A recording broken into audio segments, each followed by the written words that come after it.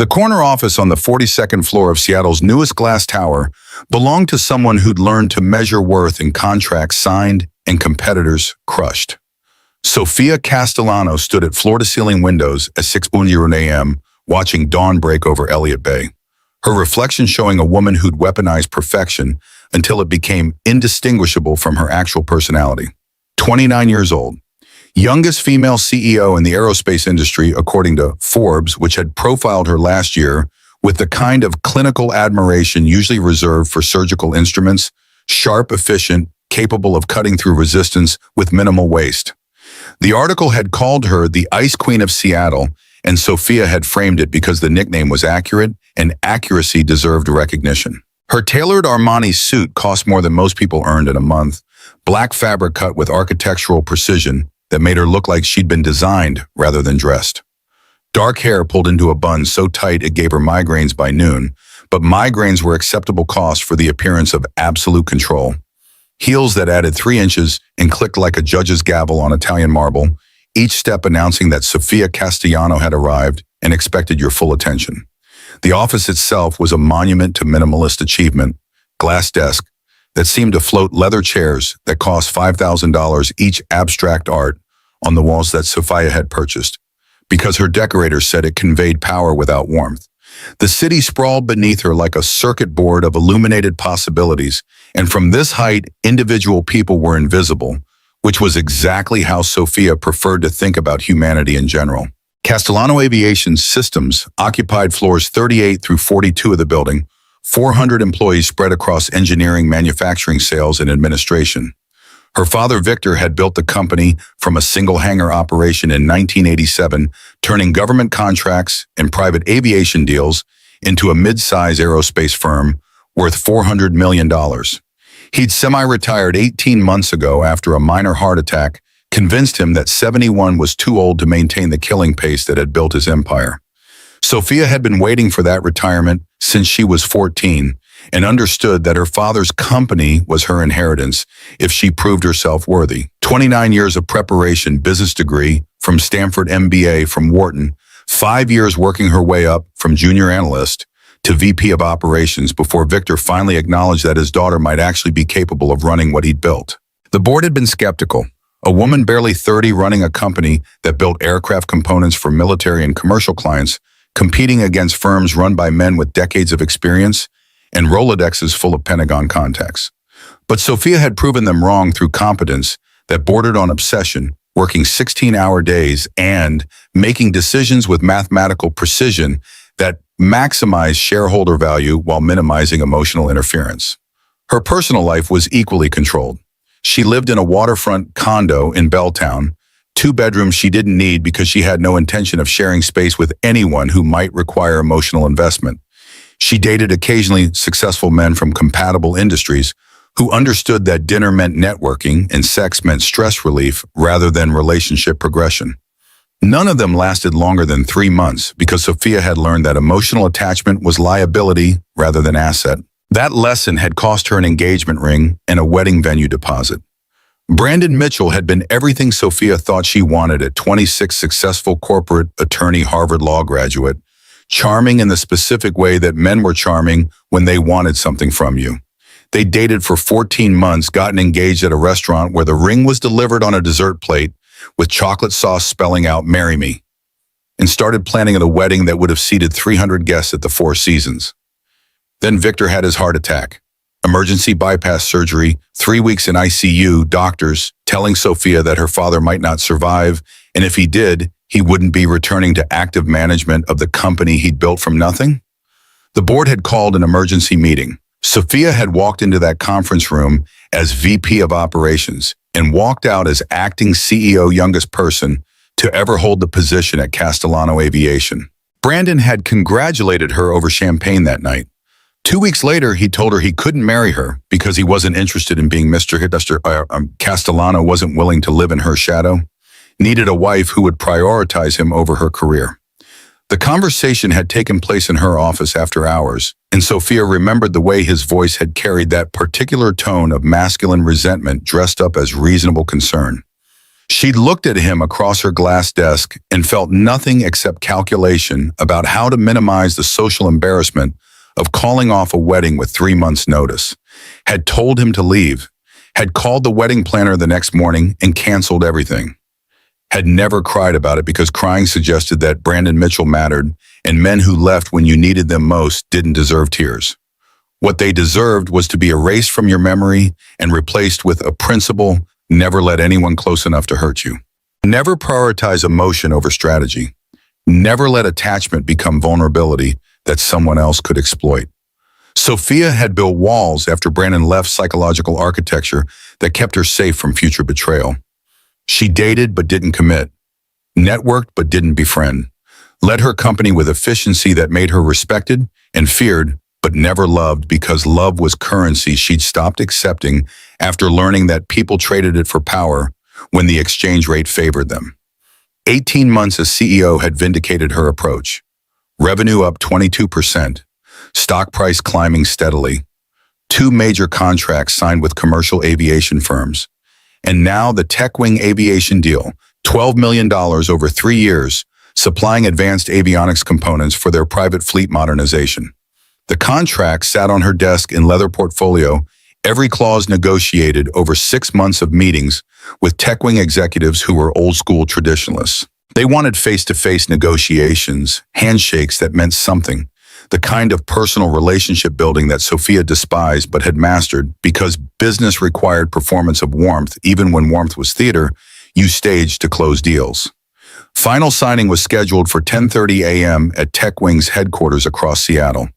The helicopter Bell 407 Castellanos Executive Transport was supposed to be her solution to morning traffic that could turn a 30-minute drive into a 2-hour nightmare.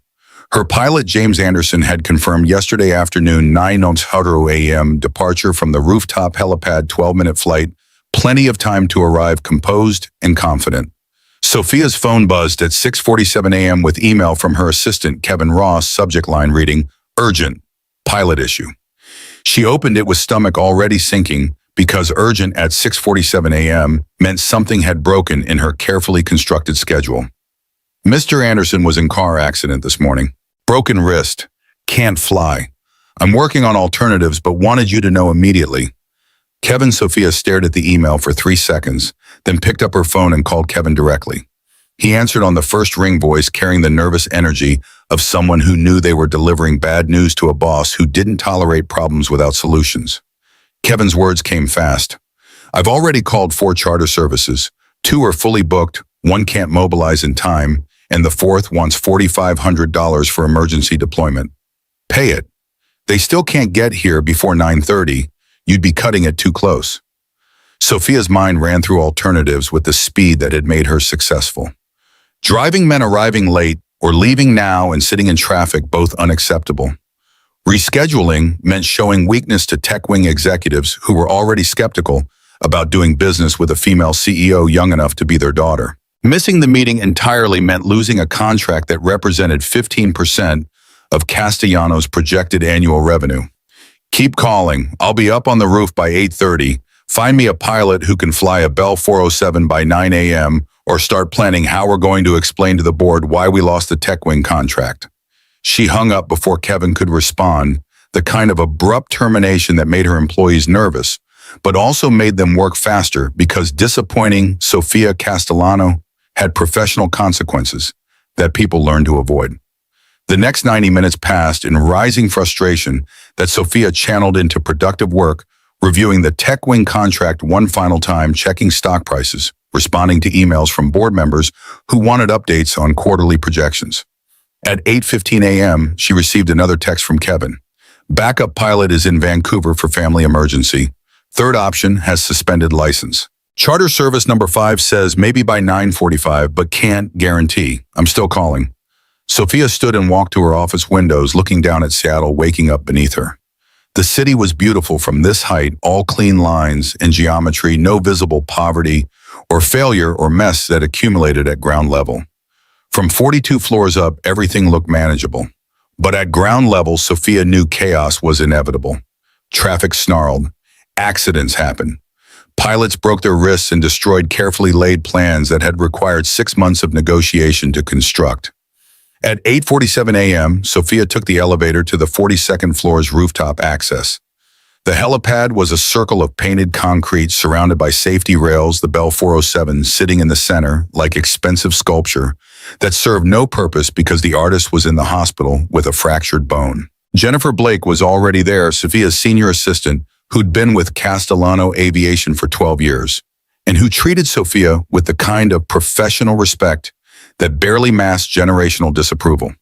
45 years old, efficient, subtly judgmental about Sophia's age and gender and management style, Jennifer represented the old guard that thought Victor should have hired a seasoned male executive instead of promoting his daughter. Kevin Ross stood beside Jennifer, 28 years old and perpetually nervous, the kind of logistics coordinator who was excellent at details but terrible under pressure. His tablet showed a list of names with red X marks beside each one, the visual representation of every failed option they'd exhausted in the past 2 hours. Jennifer's voice carried that particular tone of controlled exasperation. "We're out of options, Sophia. We'll have to drive." The suggestion was reasonable, which made it more irritating because Sophia had already calculated that driving meant arriving late and late meant losing the psychological advantage that came from being precisely on time to meetings where power dynamics mattered. "We'll never make it." Kevin's face was pale sweat visible on his forehead despite the cool October morning. "Maybe we can reschedule. I could call TechWing and explain that we had mechanical issues." Sophia's voice cut through his suggestion with surgical precision. "TechWing doesn't reschedule. If we're not there at 10:30, they'll assume we're not serious about the partnership. They'll sign with North Star Aviation instead, and we'll lose a $12 million contract because our pilot wasn't careful enough to avoid car accidents." The words were unfair, and Sophia knew it, but fairness was luxury she couldn't afford when her company's quarterly numbers depended on deals that required exact timing and flawless execution. Kevin flinched but said nothing, just kept scrolling through his tablet, looking for a miracle that didn't exist in any database. Jennifer checked her phone one more time. "Last charter service says they can't mobilize before 9:45 at the earliest. Even if they did, you'd be pushing it."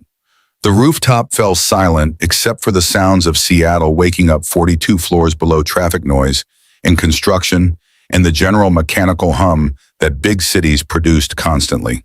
The Bell 407 sat waiting, fuel tank full, rotors still, $3 million of advanced aviation technology rendered completely useless by the absence of a single certified pilot. Sophia stood staring at the helicopter and feeling the particular frustration that came from being trapped by circumstances beyond her control. She'd built her entire career on the principle that control was achievable through preparation and competence, that if you worked hard enough and planned carefully enough, you could engineer success regardless of obstacles. But standing on a rooftop at 9:03 a.m. with no pilot and a meeting that would determine whether Castellano Aviation hit its revenue targets, Sophia was confronting the limits of control in a universe that didn't care about her planning or her competence or her desperate need to prove that she deserved the position her father had given her. The stairwell door opened and a man in a gray maintenance uniform stepped onto the rooftop carrying a bucket and mop. Sophia barely registered his presence because maintenance staff were background noise, invisible people who cleaned up after executives and kept buildings functional without requiring acknowledgement or attention. The man paused near the edge of the helipad, looking at the Bell 407 with expression that Sophia couldn't read from where she stood 20 feet away. Then he set down his cleaning supplies and walked toward them with steady purpose that suggested he had reason to be approaching instead of staying invisible the way maintenance staff usually did. Jennifer noticed him first, her expression shifting from professional concern to confusion to something approaching disdain as she registered the gray uniform and the mop he'd left behind. The man stopped a few feet away from Sophia. Up close, he looked to be early 30s, tall and lean, with short brown hair and tired eyes that suggested he worked nights or didn't sleep well, or both. His uniform had Castellano Aviation Maintenance embroidered on the chest, and his hands showed the kind of calluses that came from manual labor rather than office work. When he spoke, his voice was quiet but clear, carrying none of the deference that maintenance staff usually showed when addressing executives. "I can fly it. The words hung in the morning air for a moment that stretched longer than it should have because everyone on the rooftop was processing the absurdity of what they'd just heard. A janitor, claiming he could fly a Bell 407 helicopter. The kind of claim that was either delusional or desperate, or some combination that made it funny rather than serious. Jennifer Blake laughed first, not a polite chuckle meant to diffuse awkward moment. A loud, condescending laugh that carried genuine amusement at the ridiculousness of the situation. Her voice dripped with mockery when she finally spoke. "Excuse me, you think you can fly a helicopter?" The man didn't react, didn't show embarrassment or anger or any of the emotions that people usually displayed when being laughed at by someone who clearly thought they were beneath consideration. He just stood there with hands at his cheeks waiting. Kevin joined the laughter, nervously glancing between the janitor and Sophia like he wasn't sure whether this was a situation that required security intervention or just awkward moment they could all ignore.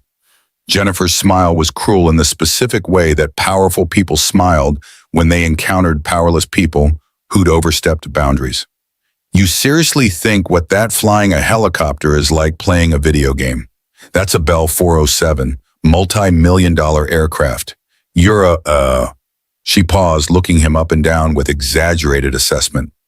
"What are you again? Janitor custodian, someone who mops floors for minimum wage." The man's expression didn't change. "Janitor. And yes, I can fly it." Sophia turned fully to look at him for the first time, really look at him, instead of just registering his presence as background noise. She took in the uniform that had seen better days, the work boots that were scuffed and worn, the hands that were calloused in ways that suggested years of physical labor. His posture was straight, but not military calm, but not cocky, and his eyes met hers without the nervousness that most employees showed when addressing the CEO directly.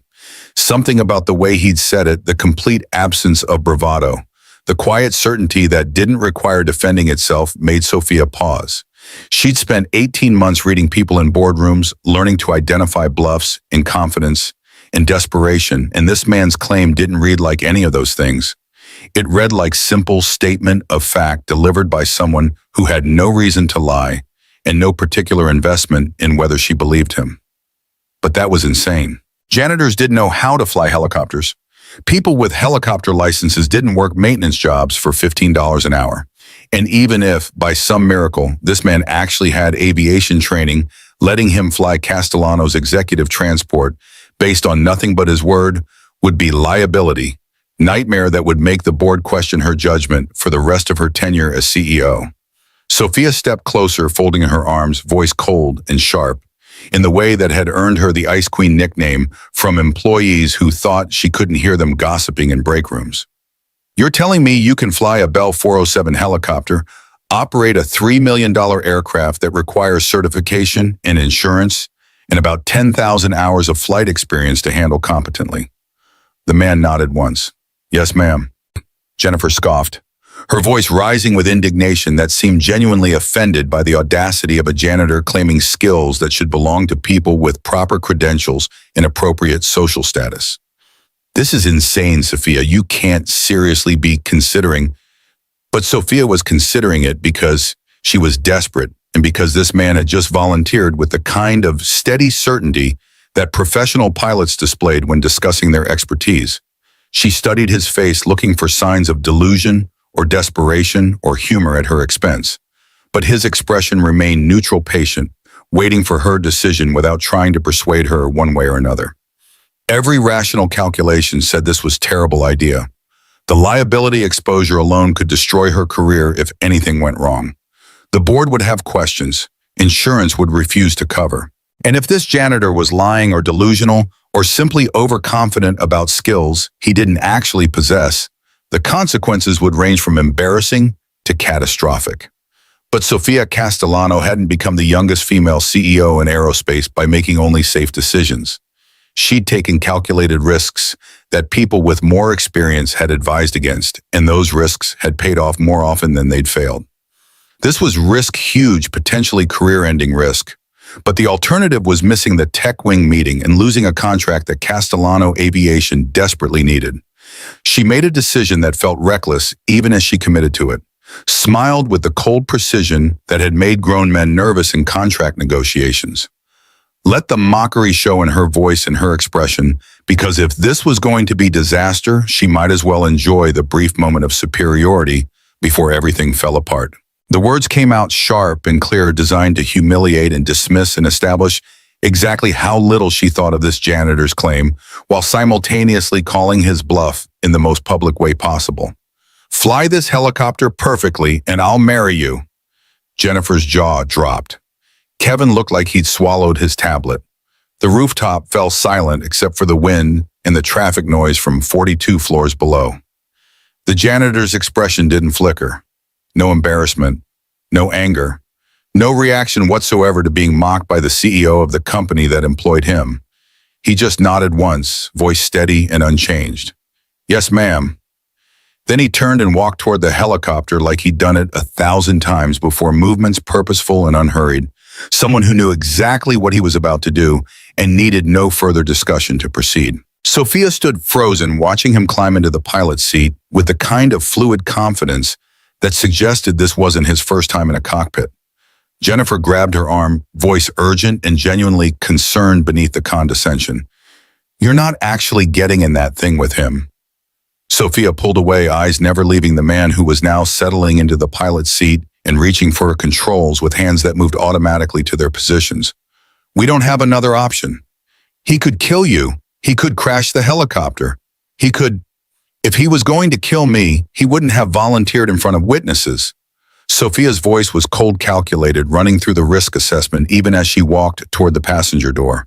"And if he crashes, at least I'll die knowing I tried everything instead of just accepting defeat because some janitor made an absurd claim." She climbed into the passenger seat before Jennifer could protest further, before her own survival instincts could override the desperate calculation that had made this seem like acceptable risk. The cockpit smelled like leather and aviation fuel and something mechanical that Sophia didn't have vocabulary to identify. The man she realized she didn't even know his name was running through pre-flight checks with the systematic efficiency that suggested actual training rather than video game knowledge. His hands moved over instruments with practiced ease, eyes scanning displays in pattern that looked professional to someone who'd spent enough time around aviation to recognize competence when she saw it. Sophia fastened her seatbelt with hands that were trembling despite her determination to maintain composure. Put on the headset that would let them communicate over the rotor noise. The man's voice came through calm and professional, asking questions like this was routine flight instead of potentially suicidal gamble. "Ready, Miss Castellano?" Her throat was tight, but her voice came out steady. "Let's go." The engine roared to life with mechanical thunder that Sophia felt in her chest, vibration traveling through the seat and into her bones. The rotor blades began spinning slowly at first, then faster, building speed until they were cutting through air with rhythmic thrum that was part physics and part something that felt almost musical. On the rooftop, Jennifer and Kevin stood watching with expressions that mixed horror and fascination. Neither of them quite believing what they were witnessing, their CEO climbing into a helicopter, piloted by a janitor based on nothing but his word and her desperate need to make a meeting on time. The helicopter lifted off, smoothly, perfectly, rising above the building with the kind of controlled ascent that spoke to thousands of hours of experience, making the physics of flight look effortless. Sophia's breath caught in her throat as the rooftop dropped away beneath them, the city spreading out in all directions, Elliott Bay gleaming in the morning sun like polished metal. The man, the janitor who apparently knew how to fly helicopters with professional competence, adjusted altitude with touch so light that the aircraft barely tilted. His hands rested on controls with the relaxed confidence that came from muscle memory rather than conscious thought, making micro-adjustments that kept them stable despite wind currents that would have rattled less experienced pilots.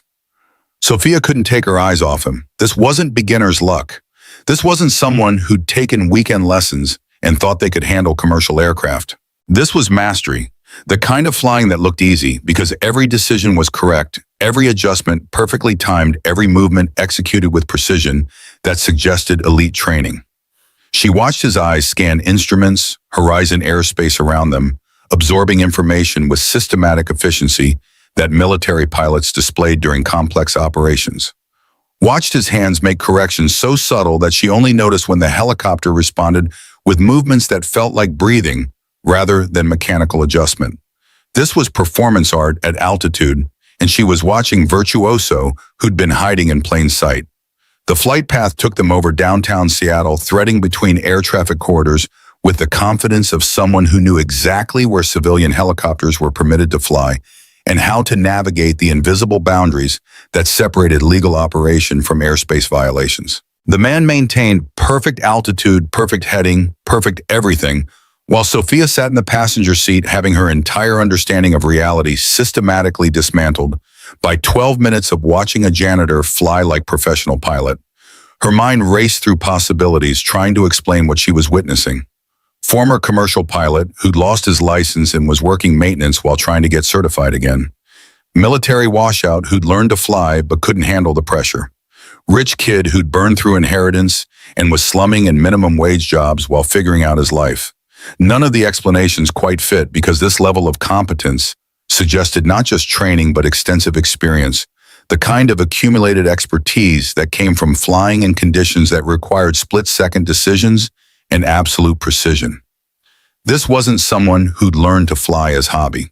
This was someone for whom flying had been profession or calling or both. The Bell 407 banked left over Elliott Bay with movement so smooth that Sophia's coffee cup in the center console didn't shift despite the change in orientation. Below them, ferries cut white wakes through dark water, and the Olympic Mountains rose in the distance like serrated blade against the horizon. Sophia's hands gripped the armrest not from fear anymore, but from the profound disorientation that came from having every assumption shattered by evidence that couldn't be argued with. This man, this janitor, whose name she didn't even know, was flying her across Seattle with expertise that most professional pilots couldn't match, and he was doing it with the casual competence of someone who'd done far more difficult things in far more dangerous circumstances. She tried to speak to ask the questions that were piling up faster than she could process them, but her throat was too tight and her brain was too busy trying to reconcile what she was seeing with what she thought she knew about the world and how it worked. Finally, she managed to force words through the headset voice carrying genuine confusion beneath the control she was desperately trying to maintain. "Where did you learn to fly like this?" The man didn't look at her, eyes remaining focused on instruments and horizon and the careful navigation that kept them on course toward TechWing Aviation's headquarters on the south end of the city.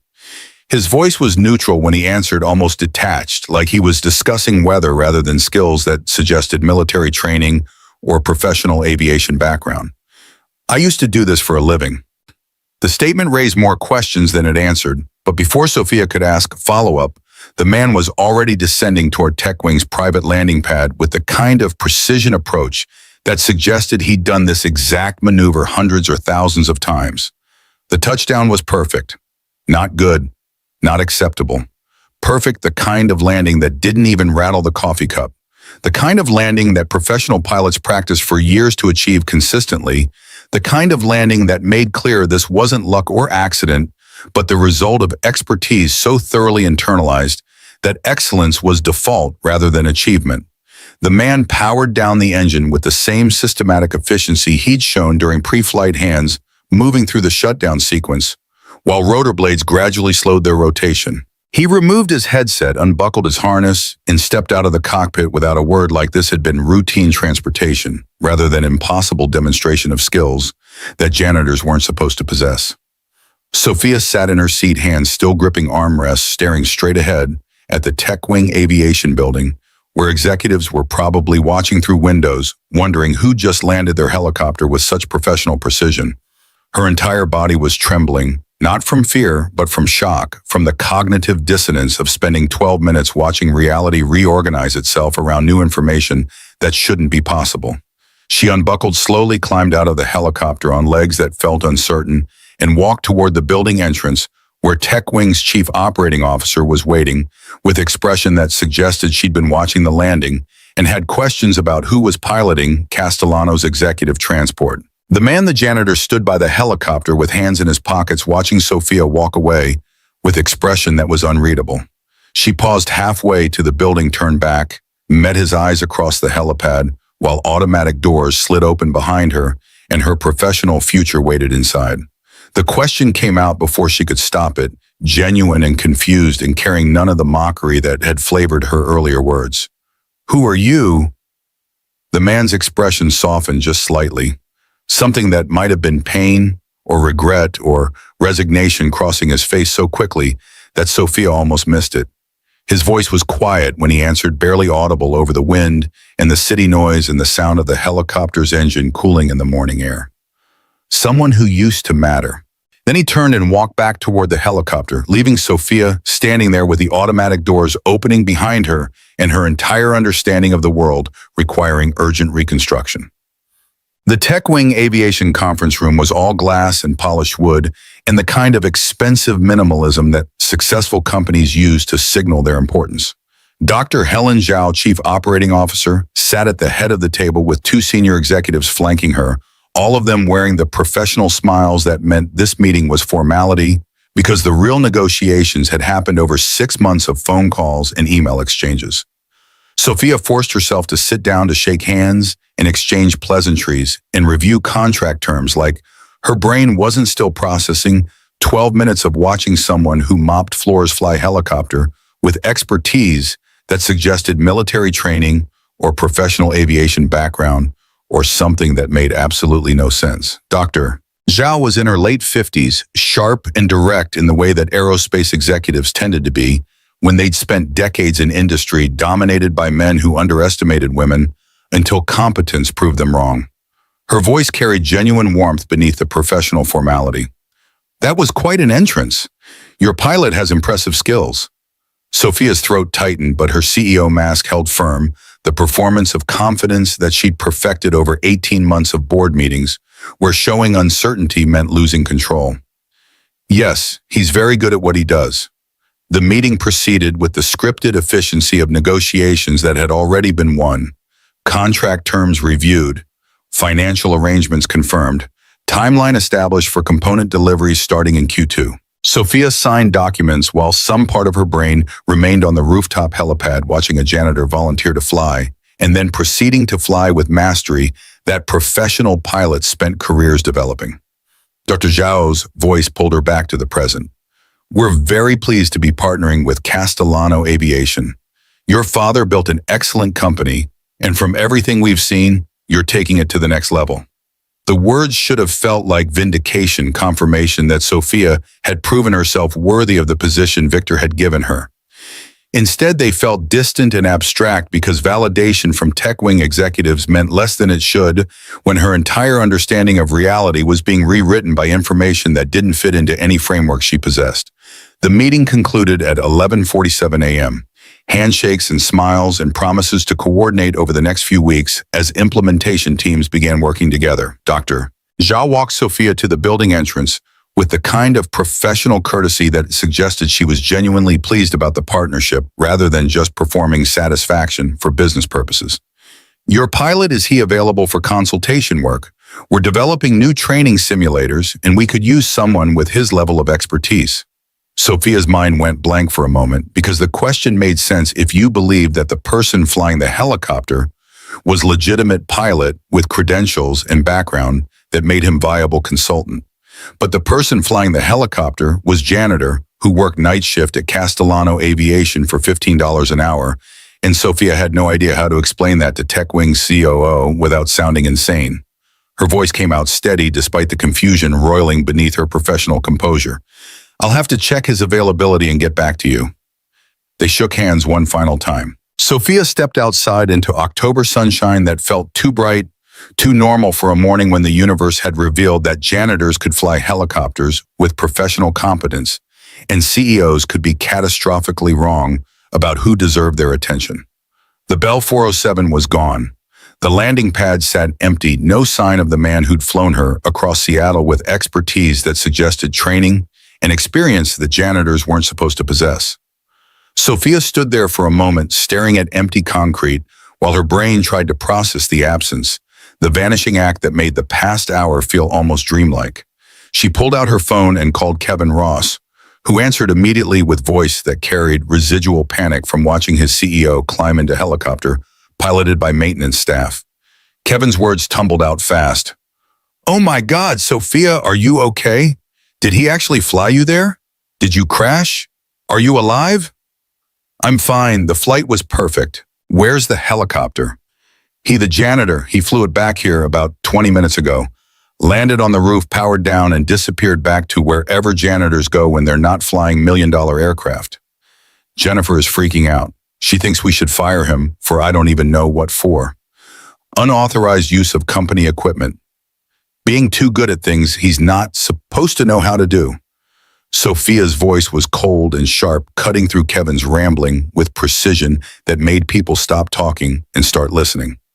Don't fire him. Don't talk to him. Don't do anything until I get back. And get me his employee file. Everything we have on record. She hung up before Kevin could ask questions.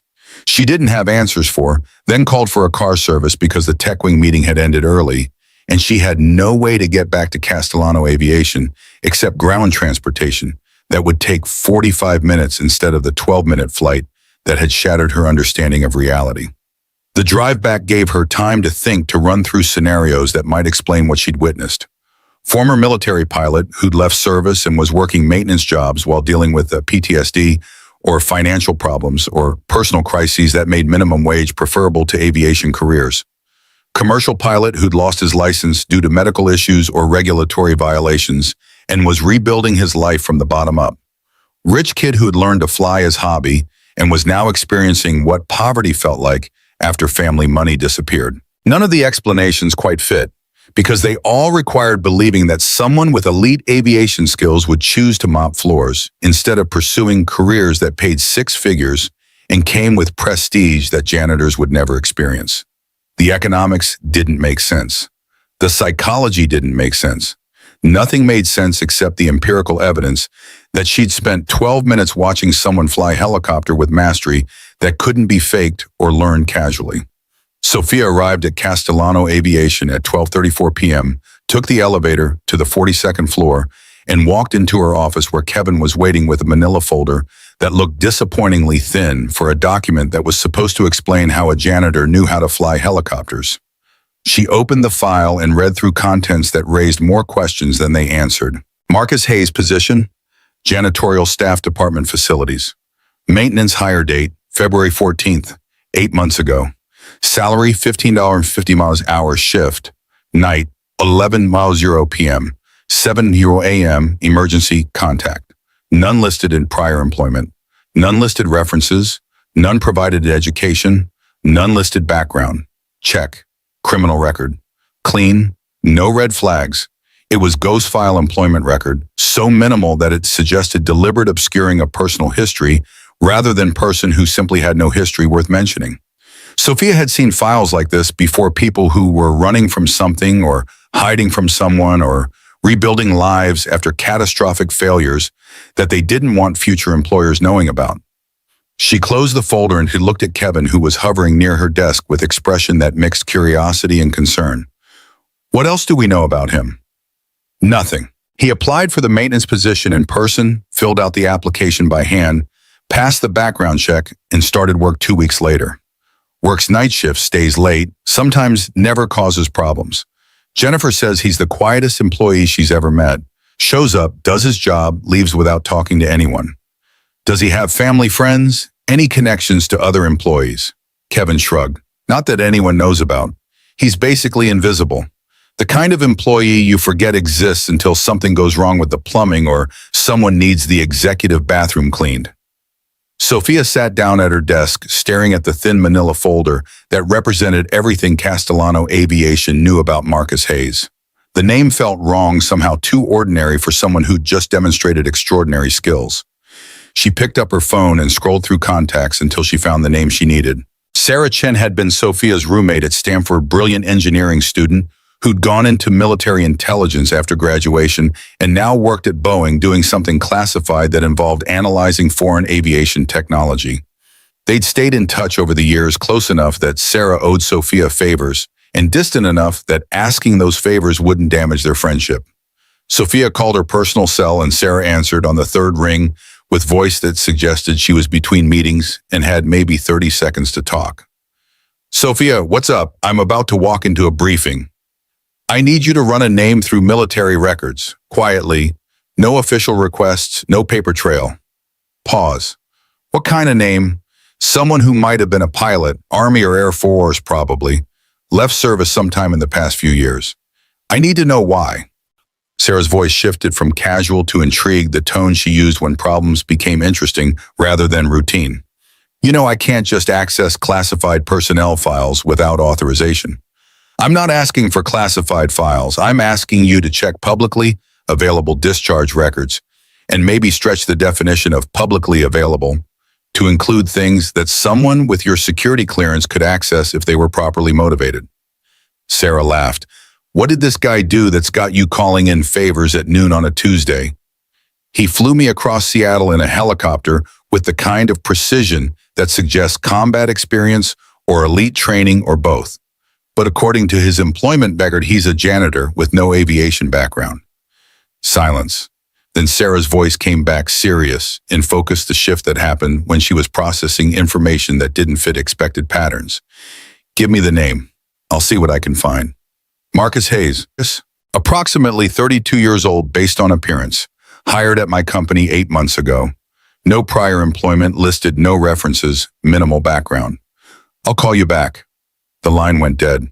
Sophia set down her phone and leaned back in her leather chair, staring at the Seattle skyline through floor-to-ceiling windows, while her mind replayed the morning's events frame by frame.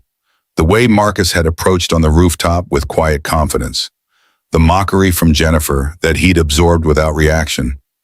The perfect pre-flight sequence and the flawless flying and the touchdown so gentle it hadn't disturbed the coffee cup. Someone who used to matter. The phrase echoed in her head, carrying weight that suggested profound loss rather than simple career change. People who used to matter were people who'd fallen from positions of importance. People who'd walked away from identities that defined them, people who were hiding from pasts that had become unbearable for reasons that mere employment files couldn't capture. Sophia opened her laptop and searched for Marcus Hayes pilot in various combinations, knowing the effort was probably futile because people who deliberately obscured their backgrounds didn't leave digital trails that Google could follow. The search returned hundreds of results, none of them obviously connected to the man who'd flown her helicopter that morning. She tried military databases that were publicly accessible, searching discharge records and Medal of Honor recipients and casualty lists, but nothing matched the limited information she had. Marcus Hayes was common enough name that finding the right person without additional identifying information was a needle in haystack probability. Her phone buzzed at 2:47 p.m. with call from Sarah Chen. Sophia answered immediately, heart rate accelerating with anticipation that felt disproportionate to the situation, but which she couldn't quite suppress. Sarah's voice carried that particular tone that suggested she'd found something significant. You sitting down? Sophia's pulse quickened. Just tell me. Marcus Hayes, Captain, United States Army helicopter pilot. 2 tours in Afghanistan between 2017 and 2020. Highly decorated. Honorable discharge 3 years ago under compassionate leave circumstances. The words hit Sophia like physical impact, each one reorganizing her understanding of who Marcus Hayes was and why he'd been mopping floors instead of flying aircraft for organizations that would have paid him 6 figures to do exactly what she'd watched him do that morning. Her throat was tight when she spoke. What kind of decorations? Sarah's voice dropped lower, almost reverent, in the way people spoke when discussing genuine heroism rather than bureaucratic recognition. Medal of Valor, Distinguished Flying Cross, Purple Heart. The guy's a legitimate war hero, Sophia. He pulled 6 soldiers out of a hot landing zone in Kandahar province in 2019 while taking enemy fire. The citation says he made 3 trips under fire when 1 trip would have been considered above and beyond. Sophia closed her eyes, the image of Marcus standing on her rooftop in janitor's uniform, superimposing over the image Sarah's words created, Captain Hayes in combat gear flying into danger to save his brothers, while bullets tore through metal and people died around him. Why did he leave? You said compassionate discharge. Silence on the other end that suggested Sarah was debating how much to share the hesitation that came from accessing information that wasn't technically public, but which intelligence analysts could find if they knew where to look and didn't worry too much about protocol. Finally, Sarah spoke, voice careful. His wife died. Car accident. She was 8 months pregnant. He had emergency leave to come home, and he never went back. Filed for discharge under compassionate circumstances. Newborn son in critical condition, no other family support. Army granted it because nobody wants to force a Medal of Valor recipient to stay in service when his personal life has just been destroyed. Sophia felt something crack in her chest, empathy she didn't want to feel for a man she'd mocked 3 hours earlier. A hero, a father. A man who'd lost everything and chosen invisibility over recognition because recognition required being the person who'd failed to protect the people who mattered most. Anything else? Sarah paused. The discharge was honorable and his record is exemplary, but there's a note in his file about psychological evaluation. Standard procedure after combat trauma. But the evaluator recommended ongoing counseling for PTSD related to both combat experience and personal loss. I don't know if he followed up on that recommendation, but the fact that he's working as a janitor instead of flying for commercial carriers suggests maybe he's not ready to be Captain Hayes again. Or maybe he doesn't want to be. Maybe. People process trauma differently. Some people run toward their identities. Some people run away. Sounds like your guy chose the second option.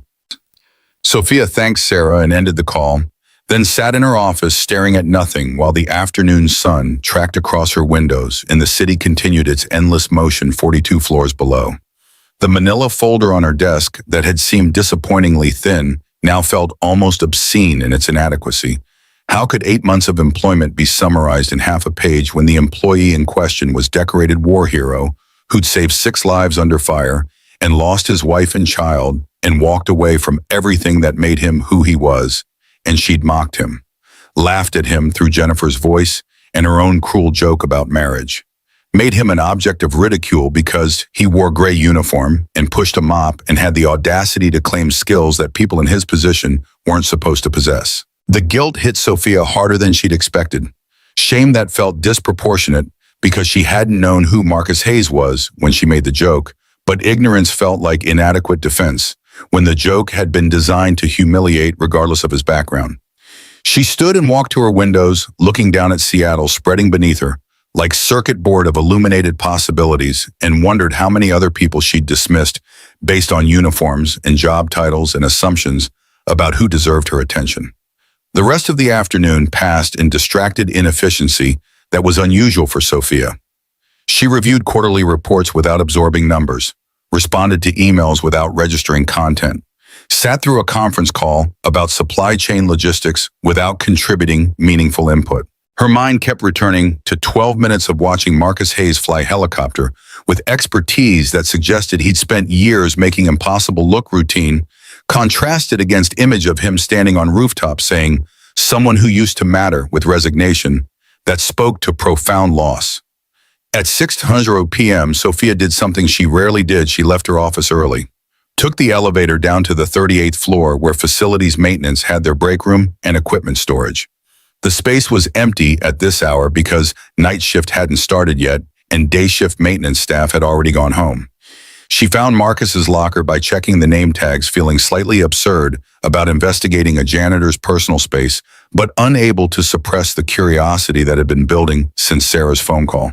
The locker was standard issue metal combination lock, keeping it secure, nothing visible through the ventilation slits except darkness. Sophia turned to leave and almost collided with Marcus himself, who was walking into the break room, wearing his gray uniform and carrying a small backpack that looked like it had seen better decades. He stopped when he saw her expression shifting from neutral to guarded in the space of a heartbeat. They stood there for a moment, CEO and janitor, Sophia in her Armani suit and Marcus in his maintenance uniform, the class divide between them so obvious that it felt almost absurd that she was the one who felt uncomfortable. Marcus spoke first, voice quiet and careful. "Miss Castellano, is there a problem?" Sophia's throat was tight, but her voice came out steady. "No, She paused, trying to find words for impulse that she didn't quite understand herself. "I never thanked you for this morning, for the flight." Marcus shrugged, the motion casual, but somehow also dismissive, like flying CEOs across cities was routine favor rather than extraordinary demonstration of skills that shouldn't belong to maintenance staff. Just doing what needed to be done. That's not... Sophia stopped herself, recognizing that arguing about the significance of what he'd done would only make this conversation more awkward than it already was. She changed tactics. I know who you are, what you were. Captain Hayes, Medal of Valor, Afghanistan. Marcus's jaw tightened the first crack in the careful neutrality he'd maintained since walking into the break room. For a moment she saw something flicker in his eyes, not anger, something closer to resignation, or maybe pain, the look of someone who'd been hoping to stay invisible and was confronting the reality that invisibility had just failed. Then you know I'm not that person anymore. The words came out firm, but not hostile statement of fact rather than defensive declaration. Sophia felt something twist in her chest, recognition that this man, this decorated war hero who'd saved 6 soldiers under fire, genuinely believed that he'd stop mattering when he stopped being Captain Hayes. Her voice softened despite her intention to maintain professional distance. Maybe you're not, but you're still someone.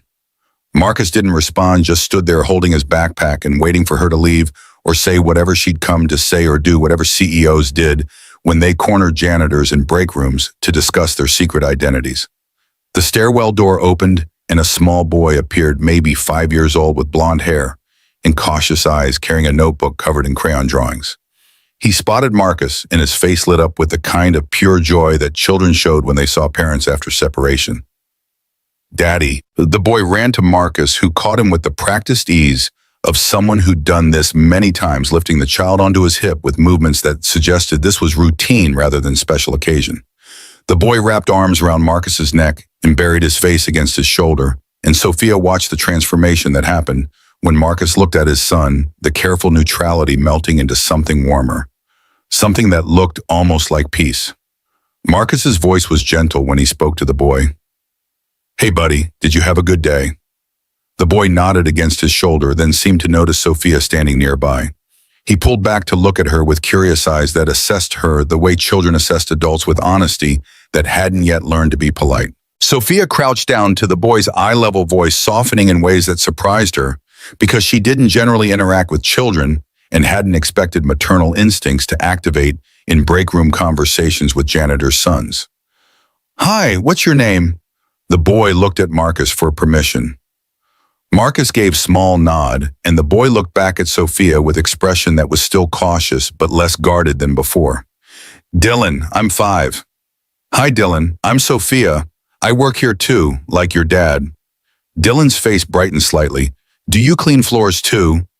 The question was innocent, but it landed with weight that made Sophia's chest tighten, because from Dylan's perspective, everyone who worked at Castellano Aviation probably cleaned floors or did similar maintenance work. The concept of executives in corner offices making 6 figures while his father mopped those floors for minimum wage would mean nothing to a 5-year-old whose entire world was shaped by the economic reality that his father had chosen or been forced into.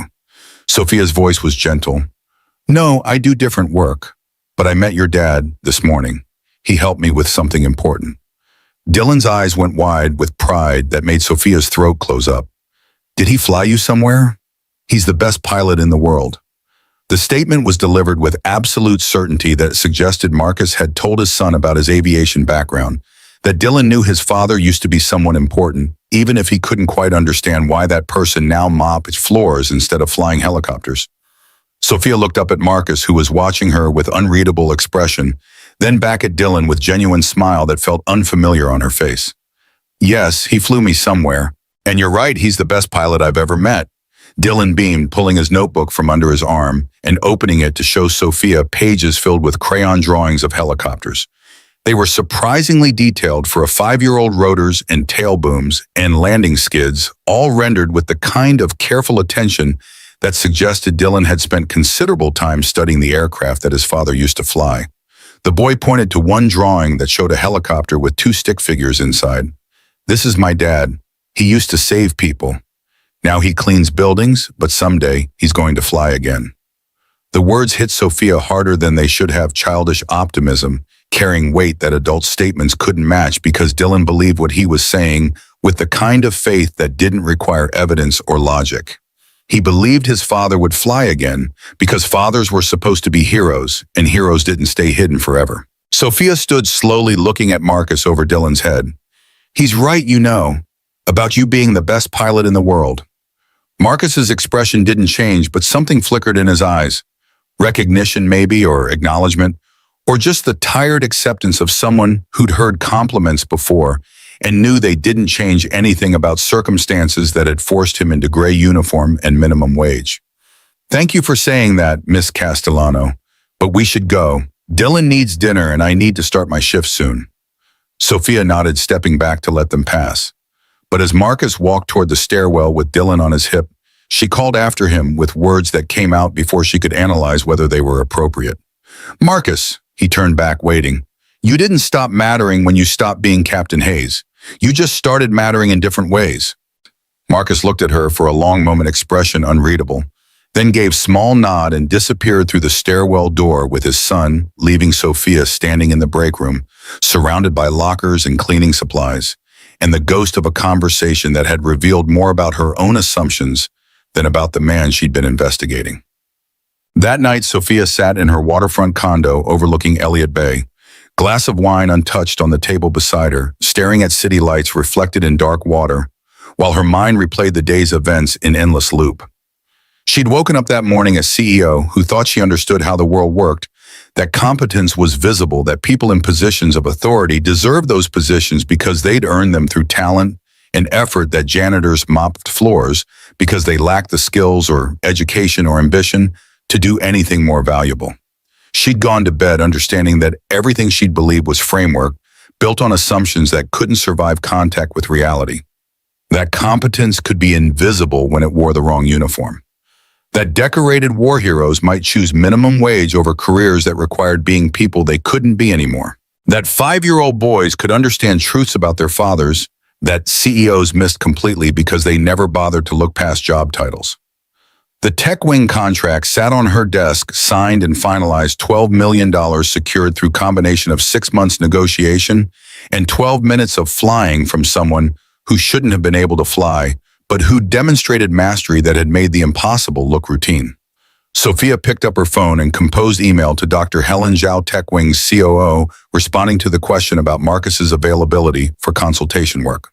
"Dr. Zhao, regarding your inquiry about my pilot's availability for training simulator consultation, I need to do some additional research on his current commitments, but I believe he may be interested in discussing the opportunity. I'll follow up with you next week once I've had a chance to speak with him directly. Best regards, Sophia Castellano." She sent the email before she could second-guess the decision, then sat back and wondered what she was doing, offering consultation contracts to janitors who'd made clear they didn't want to be noticed or recognized or pulled back into identities they'd walked away from. But TechWing was offering $50,000 for a flight demonstration at their annual summit, and Dylan Hayes deserved opportunities that minimum wage couldn't provide. And maybe Sophia Castellano could do something useful with the guilt that was eating at her, since realizing she'd mocked a Medal of Valor recipient for having the audacity to claim skills he'd earned through years of service that she couldn't imagine. Her phone buzzed at 11:47 p.m. with text from Jennifer Blake, who apparently worked late even when her CEO wasn't in the office. Richard Brennan called. He wants to discuss recent events at Thursday's board meeting. I think he's going to raise questions about the helicopter situation. Thought you should know, Jay. Sophia stared at the text with resignation that came from 18 months of dealing with board politics. Richard Brennan was senior board member, 58 years old, Victor's contemporary, who believed Sophia was too young and too female to run Castellano Aviation. He'd been waiting for her to make a mistake that would justify pushing her out and letting a janitor fly the company helicopter, probably qualified as the kind of reckless decision-making that would support his narrative about emotional leadership. She typed back a response. "Thanks for the heads up. Let him raise questions. I'll have answers." Sophia set down her phone and returned to watching city lights reflected in dark water, wondering how she was going to explain to the board that the janitor who'd flown their CEO across Seattle was a decorated war hero, who'd saved 6 lives under fire, and who probably had more aviation expertise than most commercial pilots they could have hired. The explanation would require revealing Marcus's background, which would destroy the invisibility he'd chosen and might force him to leave Castellano Aviation to find another minimum wage job where people wouldn't know he used to be Captain Hayes. But not explaining would mean facing Richard Brennan's questions without adequate defense, which would undermine her authority and make the board question her judgment in ways that could cost her the CEO position she'd spent 18 months proving she deserved. Sophia fell asleep on her couch sometime after 1:00 a.m. Still dressed in her Armani suit, still holding her phone, still trying to figure out how to protect someone who didn't want protection while defending herself against people who wanted her to fail. The next 3 days passed in observation that Sophia told herself was professional due diligence, but which felt increasingly like something else, curiosity mixed with guilt, mixed with growing recognition that Marcus Hayes was more interesting as a person than most of the executives she dealt with daily. She started noticing things she'd never paid attention to before, details that had been invisible when Marcus was just another maintenance worker whose presence registered as background noise rather than actual human being worthy of attention. She saw him Wednesday night at 11:47 p.m. in the break room on the 38th floor, heating leftovers in the microwave, while Dylan slept on the bench nearby, small body curled around his notebook of helicopter drawings. Marcus moved quietly, checking the food temperature with the back of his hand before eating, the kind of careful attention that suggested he'd been doing this for a while and had learned to be efficient about meals that had to happen during work hours. She watched through her office window, darkened so he wouldn't see her watching, as Marcus paused eating to check Dylan's forehead for fever, the gesture so gentle it made Sophia's chest ache with recognition that this man carried responsibilities that went far beyond mopping floors. He was father and provider and protector, all compressed into a single person who worked night shift so his son could sleep nearby, instead of being left with sitters who charged money that minimum wage couldn't cover. Thursday night, she saw him carry Dylan to the building's small medical office because the boy had a low-grade fever. Marcus didn't ask for help from security or call anyone or make it into a crisis that required other people's intervention. He just handled it with quiet competence that suggested he'd been handling Dylan's medical issues alone since his wife died and their son was born 2 months premature, fighting for his life in a NICU. Sophia made a note to ensure the medical office was always stocked with children's Tylenol and to ask HR if there were any support programs for single parents working late shifts, then recognized that both impulses came from watching Marcus and wanting to help in ways that wouldn't require him to ask for help, because asking seemed like something he wouldn't do. Friday night, Sophia worked late, deliberately telling herself it was because quarterly reports needed reviewing, but knowing it was because Marcus's shift started at 11 a.m. and ended at 7 a.m. and somewhere in that 8-hour window, he would pass through the executive floors with Dylan sleeping on benches while his father cleaned up after people who made more in a month than Marcus made in a year. At 12:34 a.m., she heard voices in the hallway outside her office, Marcus's quiet rumble and Dylan's higher voice asking questions about airplanes.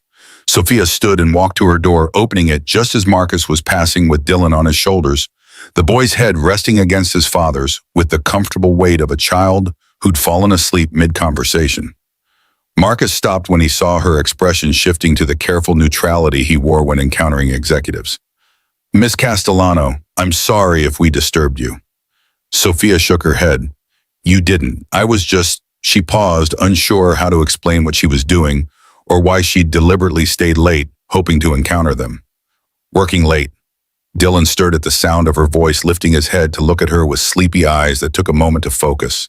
When he recognized her, he smiled with the unself-conscious warmth that children showed to adults they decided were safe. "Miss Sophia, did you see my new drawing?" Before Sophia could respond, Dylan was pulling his notebook from his backpack and flipping to a page that showed a helicopter remarkably similar to the Bell 407 with 2 stick figures visible through the cockpit windows. One figure was labeled Dad in careful letters. The other was labeled MS Sophia. The drawing hit Sophia harder than it should have, childish representation of the flight that had shattered her understanding of reality 3 days ago. Dylan had witnessed that flight from the rooftop, watching his father fly away with the CEO who'd mocked his claim, and instead of processing it as trauma or fear, he'd turned it into evidence that his father was exactly who Dylan believed him to be, the best pilot in the world. Sophia's voice was softer than she'd intended when she spoke. "That's beautiful, Dylan. You're a very talented artist." Dylan beamed. "Dad says artists have to practice every day. So I draw helicopters every day, and someday I'll be good like the people who make real drawings." Marcus's hand rested gently on Dylan's back, the gesture protective in ways that suggested he was always ready to intervene if conversations went directions he didn't want them going. His voice was quiet when he spoke. "We should let Miss Castellano get back to work, buddy. She's got important things to do." But Dylan wasn't ready to be redirected. He looked at Sophia with the kind of direct honesty that children deployed before learning to be polite. "Do you have a family? Miss Sophia, do you have kids?" The question landed with unexpected weight because the answer was no on both counts, and Sophia had spent 18 months telling herself that family was distraction from career goals, and children were responsibilities she didn't need when running a company required all her attention. Her voice came out carefully neutral. "No, Dylan, I don't have kids, just me and my work." Dylan's expression shifted to something that looked like sympathy, the kind of empathy that 5-year-olds displayed when they recognized loneliness in adults, even if they couldn't articulate what they were seeing. "That's sad. Everyone should have family." Marcus's hand tightened slightly on Dylan's back, silent signal that the boy had crossed into territory that required parental intervention. "Dylan, that's enough questions. Miss Castellano's family situation is her business, not ours." But Sophia found herself speaking before Marcus could redirect Dylan's attention. "It's okay, he's right, everyone should have family. I just haven't found mine yet." Dylan had nodded seriously, then offered solution with the straightforward logic that children applied to complex problems. "You could be part of our family. We're small, but Dad says small families are good because you know everyone and nobody gets forgotten." The offer was innocent, childish generosity that meant nothing, except that Dylan had decided Sophia was worthy of inclusion in his limited world. But it hit Sophia with force that made her throat tighten because nobody had invited her into their family in the 3 years since Brandon left, and she'd built walls high enough to prevent anyone from getting close enough to hurt her. Marcus's voice was firm but gentle. "Dylan, you can't just invite people into our family. Miss Castellano has her own life." Dylan looked between his father and Sophia with confusion that suggested he genuinely didn't understand why adults made things complicated when solutions were obvious. "But she's nice, and she said Dad's the best pilot. Nice people who say true things should be family." Sophia felt tears sting her eyes, unexpected emotion that she blinked away quickly before anyone could notice. She crouched down to Dylan's eye-level voice, steady despite the tightness in her chest. "Thank you, Dylan. That's one of the nicest things anyone has ever said to me." Dylan smiled, satisfied that he'd accomplished his goal of making the sad lady feel better. Then his eyes started closing again, exhaustion winning over his desire to continue the conversation. Marcus shifted him higher on his shoulders, the motion automatic and practiced. "We really should go. Dylan needs to sleep in an actual bed instead of office benches." Sophia stood, nodding her understanding. But before Marcus could turn away, she spoke again with words that felt risky but necessary. "Techwing Aviation contacted me. They want to hire a consultant for their pilot training simulator project, someone with real-world combat and civilian experience. They specifically asked if you'd be interested." Marcus's expression didn't change, but Sophia saw his jaw tighten, the physical tell that suggested she'd just proposed something he didn't want to consider. "I appreciate the thought, but I'm not interested. It pays well, $50,000 for a single flight demonstration at their annual summit, plus scholarship for Dylan at Seattle Academy through high school." The numbers hung in the air, financial security that would transform Dylan's educational opportunities and give Marcus breathing room he didn't currently have. But Marcus's voice remained steady when he responded, no hesitation despite the obvious benefits. "I said no, Miss Castellano. I appreciate the offer, but I don't want to be noticed. I don't want to be pulled back into being Captain Hayes. I just want to clean floors and raise my son and live quietly without people asking questions about who I used to be." Sophia felt the rejection like physical blow, not because she needed Marcus to accept, but because his refusal made clear that he'd chosen invisibility deliberately, and her attempts to help were unwelcome interference in choices he'd made for reasons she couldn't fully understand. "I understand. I'm sorry if I overstepped." Marcus's expression softened slightly. "You didn't overstep. You were trying to help. But the best help you can give me is letting me disappear back into being nobody important." Then he turned and walked toward the stairwell, with Dylan sleeping on his shoulders, leaving Sophia standing in the hallway with the ghost of a conversation that had revealed more about what Marcus was running from than any employment file could capture. Monday morning arrived with the weight of decisions that Sophia had been avoiding since Friday night's conversation with Marcus in the hallway. The tech wing opportunity sat in her email inbox like unexploded ordnance. Dr. Helen Zhao's follow-up inquiry asking whether Castellano Aviation's impressive pilot might be available for consultation on their new training simulator project. Sophia composed the invitation, carefully corporate formality, masking the personal investment she wasn't ready to acknowledge. Called Marcus to her office at 9:00 a.m., professional summons, that gave him no room to refuse without making his avoidance obvious. He arrived 10 minutes later, still wearing his gray maintenance uniform, exhaustion visible in the lines around his eyes, that suggested he'd been up all night, either working his shift or dealing with Dylan or both. He stood in front of her desk with hands clasped, posture respectful but guarded, waiting for her to explain why the CEO needed to speak with a janitor during business hours. Sophia didn't waste time on pleasantries. TechWing wants to contract you directly for their pilot training simulator project. 6 months of consultation work, mostly remote flexible hours so you could work around Dylan's schedule. $85,000 for the duration with possibility of permanent position afterward. She paused, watching Marcus's face for reaction that didn't come. There's also a scholarship program for employees' children that would cover private school tuition. Seattle Academy, it's where the executives send their kids. Dylan would have access to resources that public schools can't provide. Marcus was quiet for a long time, expression unchanged, processing information that should have been life-changing, but which he was apparently treating as just another problem requiring analysis. When he finally spoke, his voice carried none of the gratitude or excitement that Sophia had expected. "Why are you doing this?" The question felt like accusation rather than curiosity, challenging her motives in ways that made Sophia defensive, despite knowing that his skepticism was earned. She'd spent 18 months treating maintenance staff as invisible, had mocked him 3 days ago for claiming skills that turned out to be legitimate, and now she was offering opportunities that came with strings she hadn't quite articulated to herself. Her voice came out sharper than intended. "Because you're qualified. Because TechWing needs someone with your expertise. Because Dylan deserves better than what minimum wage can provide." Marcus's jaw tightened, the first crack in his careful neutrality. "With respect, Miss Castellano, you don't know what Dylan deserves. You don't know anything about our life or what's best for us." The words hit harder than they should have because they were true. Sophia knew nothing about Marcus Hayes beyond what military records and 3 days of observation had revealed, knew nothing about Dylan except that he drew helicopters and believed his father was a hero, knew nothing about their life beyond the surface details that suggested poverty and struggle and choices made from necessity rather than preference. "You're right, I don't know your situation, but I know that $85,000 would change what's possible for both of you. I know that Seattle Academy would give Dylan opportunities that—" No. The word was firm, final, carrying weight that suggested Marcus had made this decision before she'd finished her pitch. Sophia felt frustration rising, the same irritation she experienced in board meetings when people refused to see logic that seemed obvious to her. "You're not even going to consider it." Marcus's voice remained steady. "I appreciate the offer. I appreciate that you're trying to help.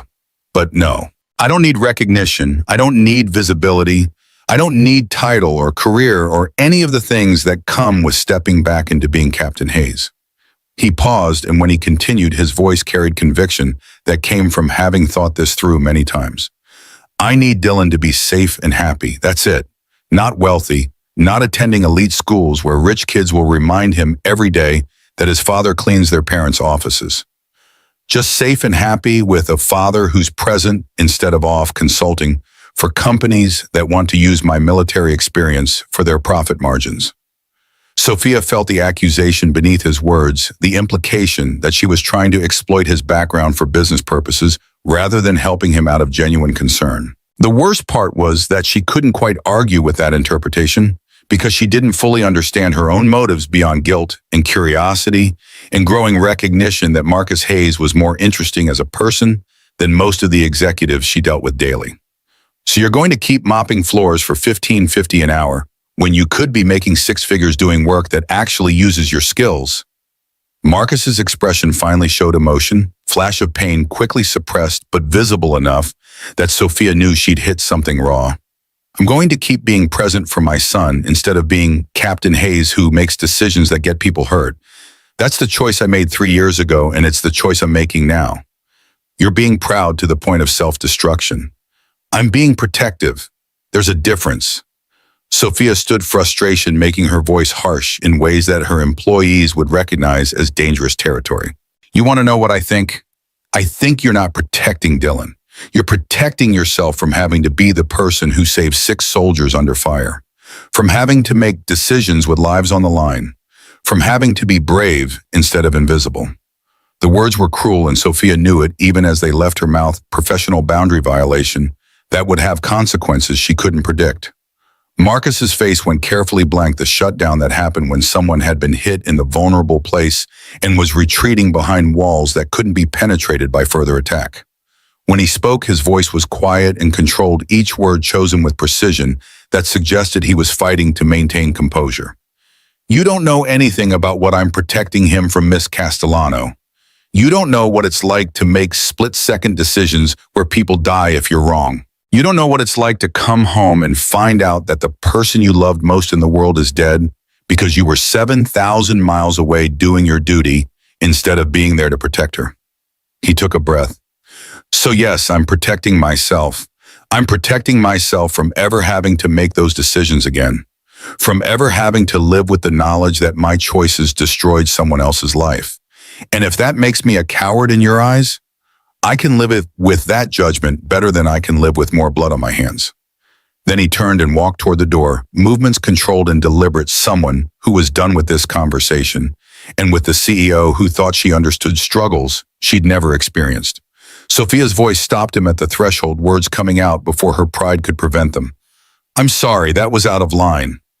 Marcus paused but didn't turn around. You were trying to help, I understand that.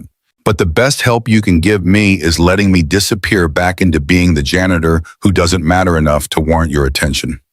He left, closing the door quietly behind him, and Sophia stood in her office feeling like she'd just lost negotiations she hadn't realized she was having.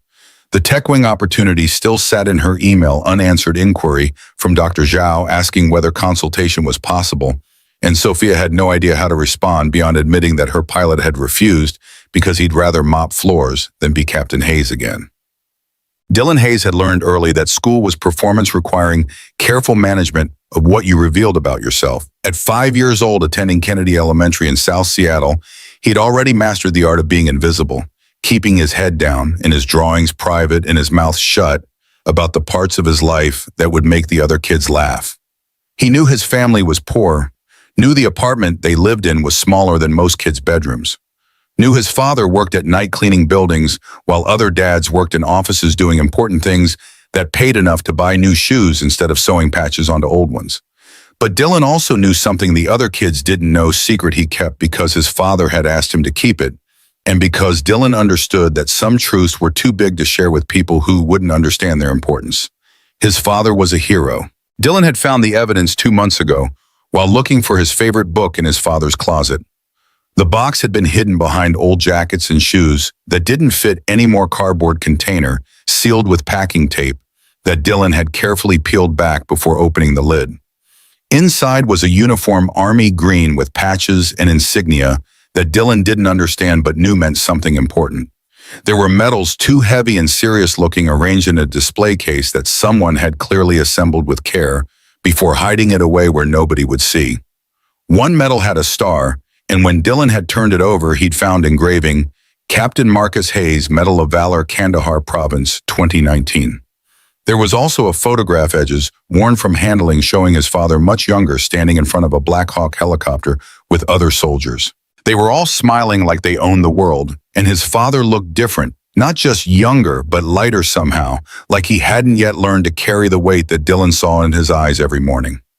Dylan had been staring at the photograph when his father came home early from his shift, finding his 5-year-old son sitting on the bedroom floor, surrounded by evidence of a past that Marcus had been trying to hide. Marcus had gone very still, face doing that thing where it looked calm, but his eyes showed sadness that made Dylan's stomach hurt in ways he couldn't quite name. His father's voice had been quiet when he spoke. Where did you find this? Dylan had pointed to the closet, knowing he was in trouble, but not quite understanding what kind of trouble or why his father looked more hurt than angry. In your closet.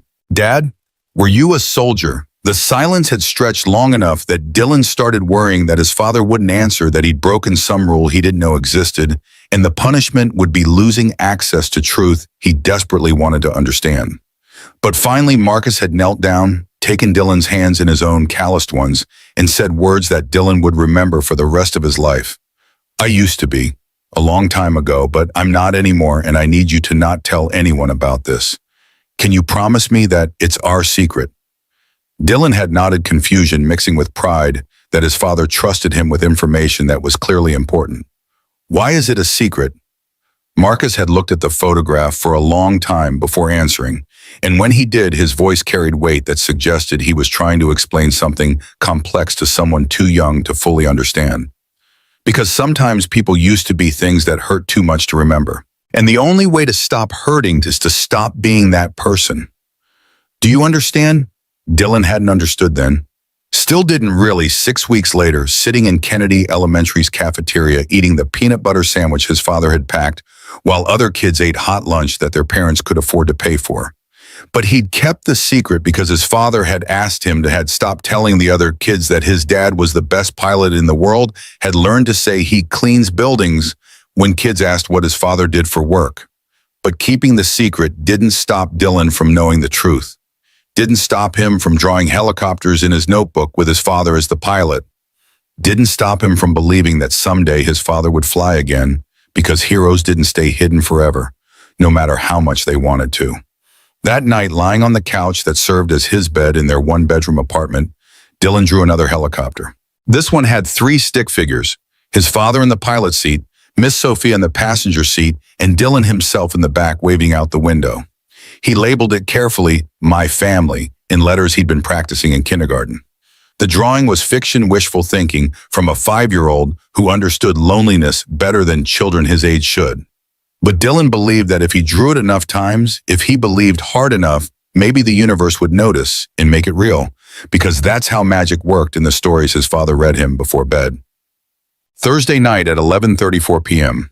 Sophia was still in her office reviewing quarterly projections when she heard crying, soft, broken sounds that carried through the executive floor's empty hallways. She stood and followed the noise to the simulation room, where Castellano Aviation tested flight training equipment, state-of-the-art virtual cockpits that replicated emergency procedures with disturbing accuracy. Dylan sat on the floor outside the simulation room, knees pulled to chest, tears streaming down his face with the abandon that came from being too exhausted to maintain control. Sophia's heart clenched at the sight maternal instincts she didn't know she possessed activating in response to a child's distress. She knelt beside him, voice gentle in ways her employees rarely heard. "Dylan, what's wrong? Where's your dad?" Dylan hiccuped through sobs, small body shaking. "He went inside, said he needed a minute, but he's been in there a long time and I had a bad dream." Sophia looked through the glass window of the simulation room and felt her breath catch. Marcus sat in one of the flight rigs, head in his hands, shoulders shaking with the kind of silent crying that came from grief so profound that sound couldn't contain it. She'd never seen him like this, never seen the careful control slip enough to reveal the devastation underneath. Dylan's voice was small when he spoke again. "I dreamed about Mommy, about her going away and not coming back. And then Dad goes away too and I'm alone forever." The words hit Sophia with force that made her throat close, because this 5-year-old child was carrying fear that no child should have to process, the terror that everyone you loved would disappear and leave you abandoned in a universe that didn't care about your need for stability. She sat down beside Dylan, unsure what to say, but knowing that silence was inadequate response to this kind of pain. "You're awake now, sweetheart. Can't have bad dreams when you're awake." Dylan shook his head, wisdom beyond his years, written in the tears that kept falling. "But I do. I dream about it all the time, even when I'm awake. About Mommy dying and Dad being gone and nobody staying." Sophia pulled Dylan into her lap without thinking about whether it was appropriate maternal instinct overriding professional boundaries that suddenly seemed absurd when confronted with a grieving child who needed comfort more than he needed CEO maintaining proper distance. Dylan buried his face in her shoulder, small body fitting against hers in ways that made Sophia realize how long it had been since she'd held anyone, how long since physical comfort had been part of her emotional vocabulary. She whispered words that surprised her with their honesty. I know it's scary. I know you miss her, but you're not alone, Dylan. You have your dad, and he loves you more than anything in the world. The simulation room door opened, and Marcus emerged, eyes red but face composed, the shutdown that happened when he'd been caught vulnerable and needed to rebuild walls that had temporarily collapsed. He saw Sophia holding his son and froze, expression shifting through confusion to something approaching pain. His voice was rough when he spoke. I'm sorry, I didn't know anyone was here. Sophia stood carefully, Dylan still clinging to her, small arms wrapped around her neck, with the desperate grip of someone who'd decided she was safety in a moment when safety was scarce. She looked at Marcus over Dylan's head and saw exhaustion that went deeper than physical tiredness, grief that had been compressed into manageable box but which had apparently broken free during whatever had happened in the simulation room. It's okay. We're okay. Right, Dylan. The boy nodded against her shoulder but didn't let go, and Marcus stood there watching his son find comfort in the arms of a woman he'd known for less than a week, with expression that suggested he didn't know whether to be grateful or concerned about the attachment forming. Marcus stepped closer, voice gentle. Come on, buddy. We should let Miss Castellano get back to work. But Dylan's arms tightened, small voice muffled against Sophia's shoulder. I don't want to go. I want to stay with Miss Sophia where it's safe. The words broke something in Marcus's carefully maintained composure.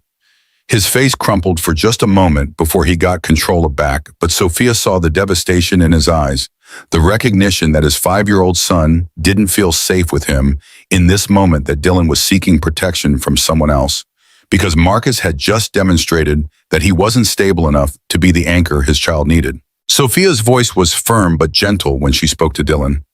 Your dad is the safest person in the world, Dylan. He's a hero who saved 6 soldiers.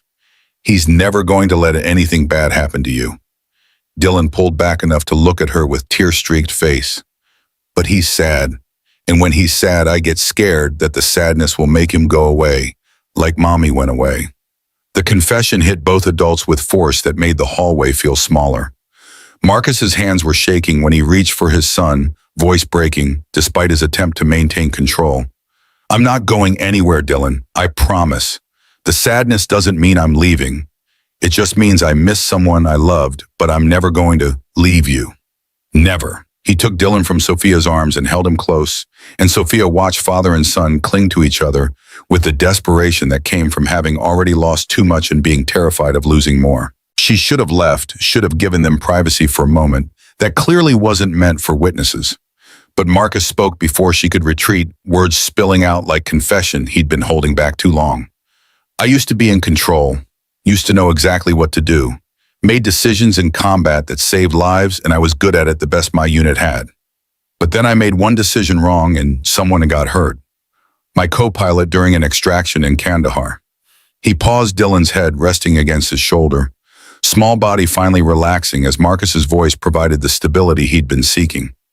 We were pulling out a squad that had been pinned down for 6 hours, taking heavy fire. My co-pilot got hit shrapnel from an RPG that came through the cockpit. He was bleeding out, and I had to choose land immediately to save him or finish the extraction first.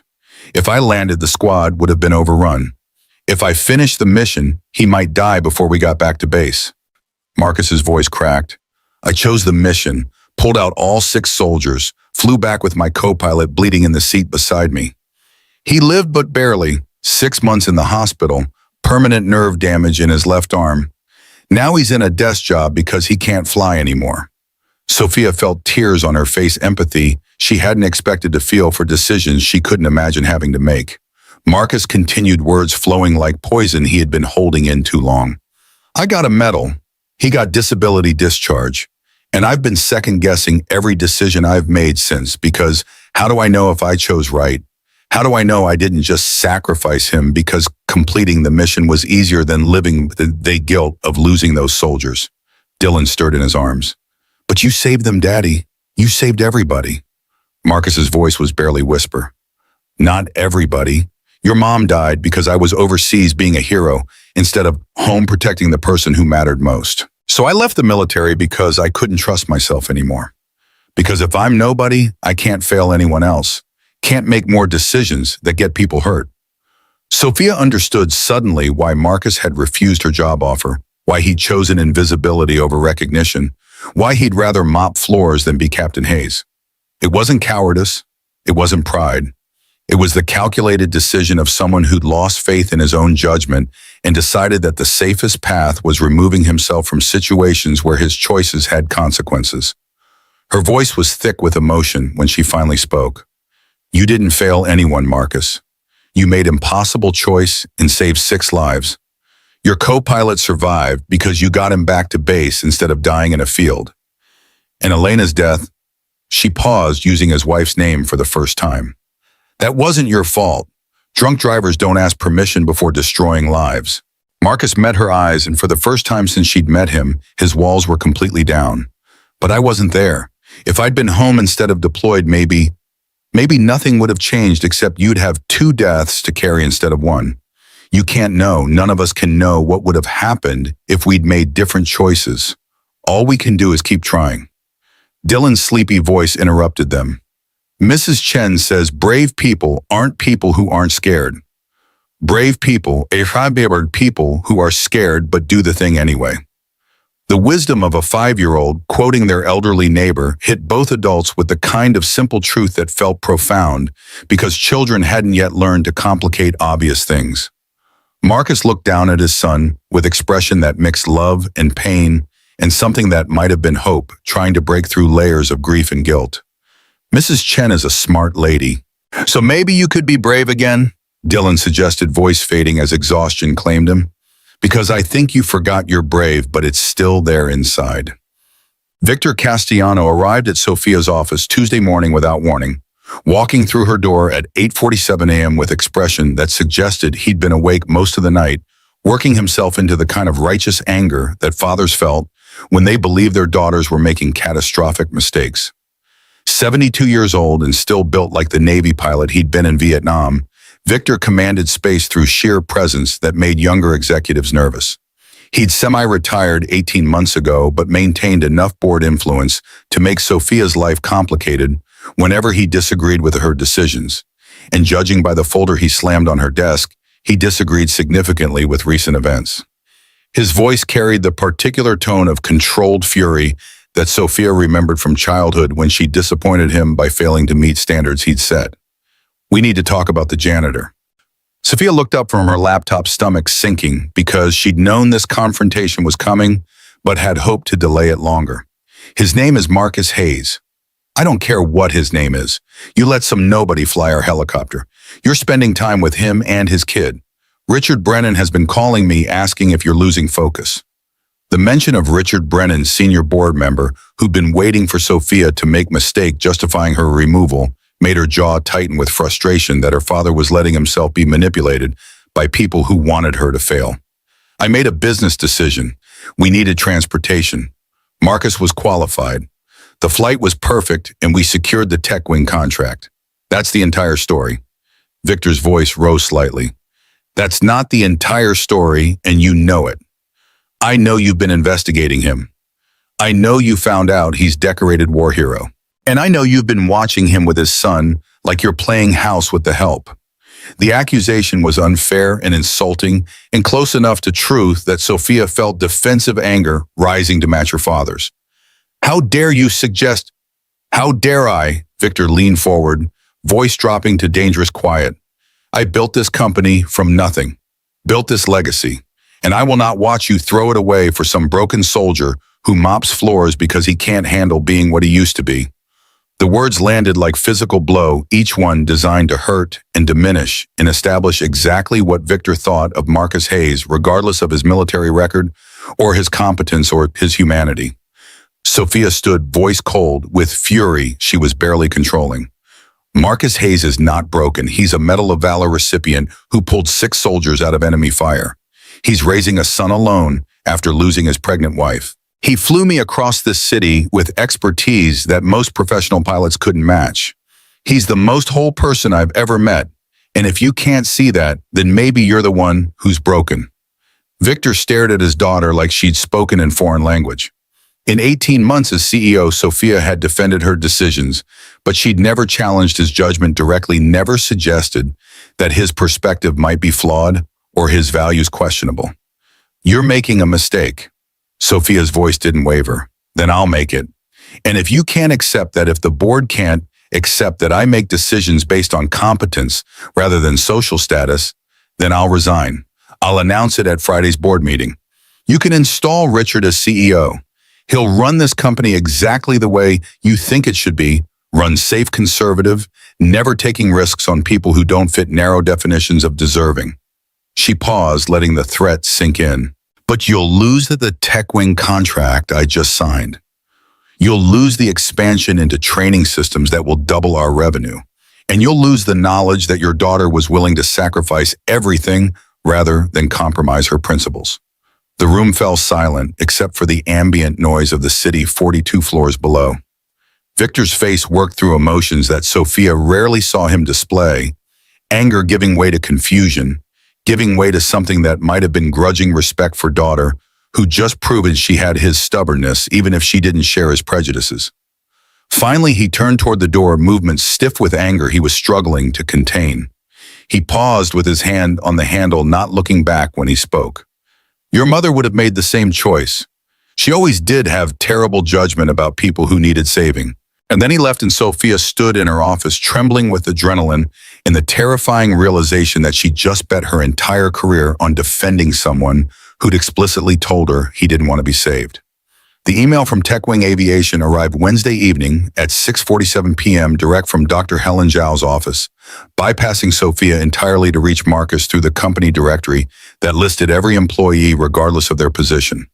Someone at TechWing had done research, found the janitor who'd flown their CEO with such professional precision, and decided to make an offer that couldn't be ignored.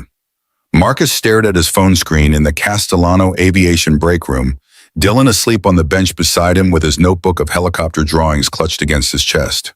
The message was formal but direct, carrying the weight of opportunity that could transform their lives if Marcus was willing to step back into being Captain Hayes instead of remaining invisible. Subject: direct consultation offer.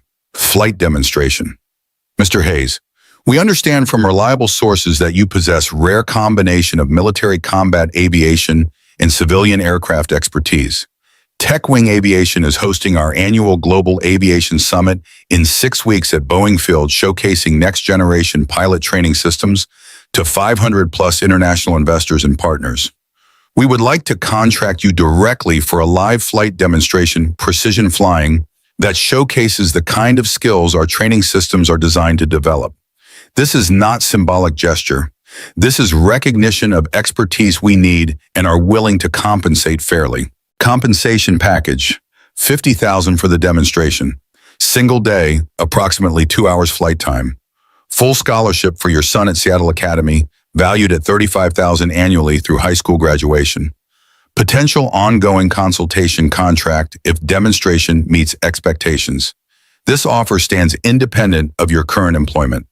We're not asking you to leave Castellano Aviation. We're asking you to fly one demonstration that could secure your son's educational future. Please respond within 48 hours.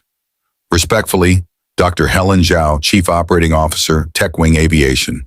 Marcus read the email 3 times each pass, revealing new implications that made his chest tighten with anxiety that had nothing to do with flying and everything to do with visibility.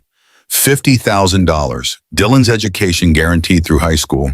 The kind of financial security that would mean Marcus could stop working 3 imaginary jobs. He only worked 1, but it felt like 3, given the hours, and actually be present for his son's childhood instead of perpetually exhausted. But accepting meant standing in front of 500 people and being Captain Hayes again. Meant answering questions about his background and his service, and why someone with Medal of Valor was working as janitor instead of flying for commercial carriers. Meant risking the quiet anonymity that had protected him from having to explain why he'd walked away from everything that used to define him. Dylan stirred on the bench, eyes fluttering open with the disoriented confusion that came from waking in unfamiliar places. He looked around the break room until he found Marcus, then smiled with the relief that suggested he'd been worried about waking up alone. "Dad, what time is it?" Marcus set down his phone. "Almost 7. We should head home soon so you can sleep in an actual bed." Dylan sat up, rubbing his eyes. "Were you reading something important?" "You look worried." The observation was accurate because 5-year-olds were better at reading adult emotions than adults gave them credit for. Marcus hesitated, trying to decide whether to share information that Dylan wouldn't fully understand or maintain the fiction that everything was simple and manageable. He chose honesty because lying to his son felt wrong even when truth was complicated. "Someone wants to hire me to fly a helicopter with them. They'll pay a lot of money and give you a scholarship to a really good school." Dylan's face lit up with excitement that made Marcus's chest ache. "Really, you're going to fly again?" "I don't know yet. It's complicated." Dylan climbed off the bench and stood in front of Marcus with expression that was suddenly serious beyond his years. "Is it because you're scared?" The question hit like punch to chest because children had gift for identifying truths that adults spent years avoiding. Marcus wanted to deny it, to explain that his refusal had nothing to do with fear and everything to do with protecting Dylan from instability that came from Marcus being visible instead of invisible. But Dylan deserved honesty more than he deserved comfortable lies. "Maybe, yes, I'm scared of being that person again. Scared of making decisions where people get hurt if I'm wrong. Scared of—" He paused, trying to find words that a 5-year-old could understand. "Scared of forgetting how to just be your dad because I'm too busy being Captain Hayes." Dylan put a small hand on Marcus's arm with gentleness that seemed impossibly mature. "Mrs. Chen says brave people aren't people who aren't scared. Brave people are people who are scared but do the thing anyway." The wisdom had more impact coming from Dylan than it would have from any adult, because Marcus couldn't dismiss his son's insight the way he could dismiss advice from people who didn't understand what he was protecting. "Mrs. Chen is very wise. So maybe you could be brave." Dylan's voice carried hope that made Marcus's throat tighten. "Because you're always telling me to be brave when I'm scared, like when I have to go to new places or try new things. You say being scared is okay, but hiding from scary things makes them bigger." Marcus pulled Dylan into his lap, holding him close while processing the fact that his 5-year-old son had just given him advice using Marcus's own parenting philosophy reflected back at him. Out of mouths of babes came uncomfortable truths about how his choices were teaching Dylan that hiding from fear was acceptable when Marcus had spent years insisting that courage meant facing what scared you. "What do you think I should do?" Dylan didn't hesitate. "I think you should fly, because you're the best pilot in the world, and the best pilots aren't supposed to hide. And also because I want to go to the good school where they have a library with actual books instead of just the broken ones." The practical consideration made Marcus laugh despite the anxiety coiling in his stomach. "You make a compelling argument, buddy." "Is that a yes?" Marcus looked at his son's hopeful face and felt something shift in his chest, the weight of 3 years of hiding, beginning to crack under pressure from a child who believed his father was hero and who deserved better than what minimum wage could provide. "It's a maybe. I need to think about it." Dylan smiled like maybe was good enough for now, then yawned with the jaw-cracking intensity that signaled exhaustion had won over his desire to stay awake. Marcus stood lifting Dylan onto his shoulders with practiced ease and walked toward the stairwell that would take them down to the parking lot where his truck waited. But instead of descending, Marcus found himself climbing upward, taking the stairs to the 42nd floor, where Sophia's office lights still glowed despite the late hour. He told himself he was just checking to see if she was working late again, that this wasn't seeking her opinion because her opinion shouldn't matter when the decision was his alone to make. The rationalization fell apart when he knocked on her office door and heard her voice call for him to enter. Sophia looked up from quarterly reports she'd been reviewing, with diminishing comprehension, her brain too occupied with replaying her father's visit and the ultimatum she'd delivered, and the question of whether she'd just sacrificed her career for a janitor who didn't want to be saved. Marcus stood in her doorway with Dylan asleep on his shoulders, and something about the image, exhausted father carrying sleeping child at 7 p.m. while presumably about to start his cleaning shift, made Sophia's chest tighten with emotion she didn't want to name. "I got an email from TechWing." Marcus's voice was quiet, careful not to wake Dylan. "They want to hire me directly for their aviation summit. $50,000 for a flight demonstration, plus scholarship for Dylan. Sophia's heart rate accelerated with hope she tried to suppress because hoping meant caring, and caring meant vulnerability she'd spent 3 years avoiding. That's wonderful. Are you going to accept? Marcus's expression was unreadable. I don't know. That's why I'm here. Dylan says I should do it. Mrs. Chen apparently says brave people do scary things anyway. But I don't know if I'm ready to be Captain Hayes in front of 500 people who'll have questions I don't want to answer. He paused. What do you think I should do? The question felt like tests that Sophia wasn't sure how to pass because the wrong answer might push Marcus further into hiding, while the right answer might sound like she was trying to manipulate him into decisions that served her guilt more than his well-being. She chose honesty because anything else felt like betrayal of whatever fragile connection they'd been building through awkward conversations and shared moments with Dylan. I think you should do what's best for Dylan. And I think what's best for Dylan is having a father who's present and stable and able to provide opportunities that minimum wage can't offer. But I also think, she paused, gathering courage for confession she hadn't planned to make. I also think Dylan needs a father who models courage instead of hiding, who shows him that being scared is okay, but letting fear make your decisions isn't. Marcus's jaw tightened. You're saying I'm teaching him to be a coward. I'm saying you're teaching him that the appropriate response to trauma is disappearing instead of healing. And maybe that works for you, but when Dylan faces his own trauma someday, and he will because life guarantees pain for everyone, he's going to remember that his father chose invisibility over recovery. The words were harsh, but Sophia couldn't soften them because Marcus needed to hear truth that nobody else was apparently willing to speak. He stood there processing Dylan's weight on his shoulders, face showing internal struggle between what he wanted to believe and what he feared might be accurate. Finally, he spoke, voice rough with emotion he was fighting to contain. What if I fail? What if I get up there in front of all those people and I freeze? What if the PTSD kicks in and I can't fly, or I make mistakes that prove I don't deserve their respect? Sophia stood and walked around her desk until she was close enough to see the fear in Marcus's eyes that his careful control couldn't quite hide. Then you fail in front of 500 people and you survive it, and then you try again.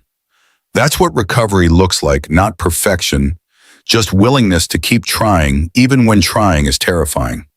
Will you be there? The question came out vulnerable, stripped of the defensive pride that usually colored Marcus's interactions with her. At the demonstration, I know it's asking a lot, but I don't think I can do this unless I know someone's there who won't judge me if I'll be there. Sophia's voice was firm, certain in ways that surprised her. Every second, I'll be on the ground with headset, talking you through it if you need me to. And if you crash the helicopter, I'll be the first person to tell the press it was equipment failure instead of pilot error. Marcus's smile was small but genuine, the first real smile she'd seen from him that wasn't directed at Dylan. That's highly unethical. Then I guess I'm learning to be unethical when it matters. The next 6 weeks passed in preparation that consumed Marcus's limited free time and Sophia's previously unlimited work hours. TechWing sent specifications for the demonstration flight, precision maneuvers, emergency procedures, the kind of flying that required practice to execute flawlessly, even for pilots with Marcus's experience.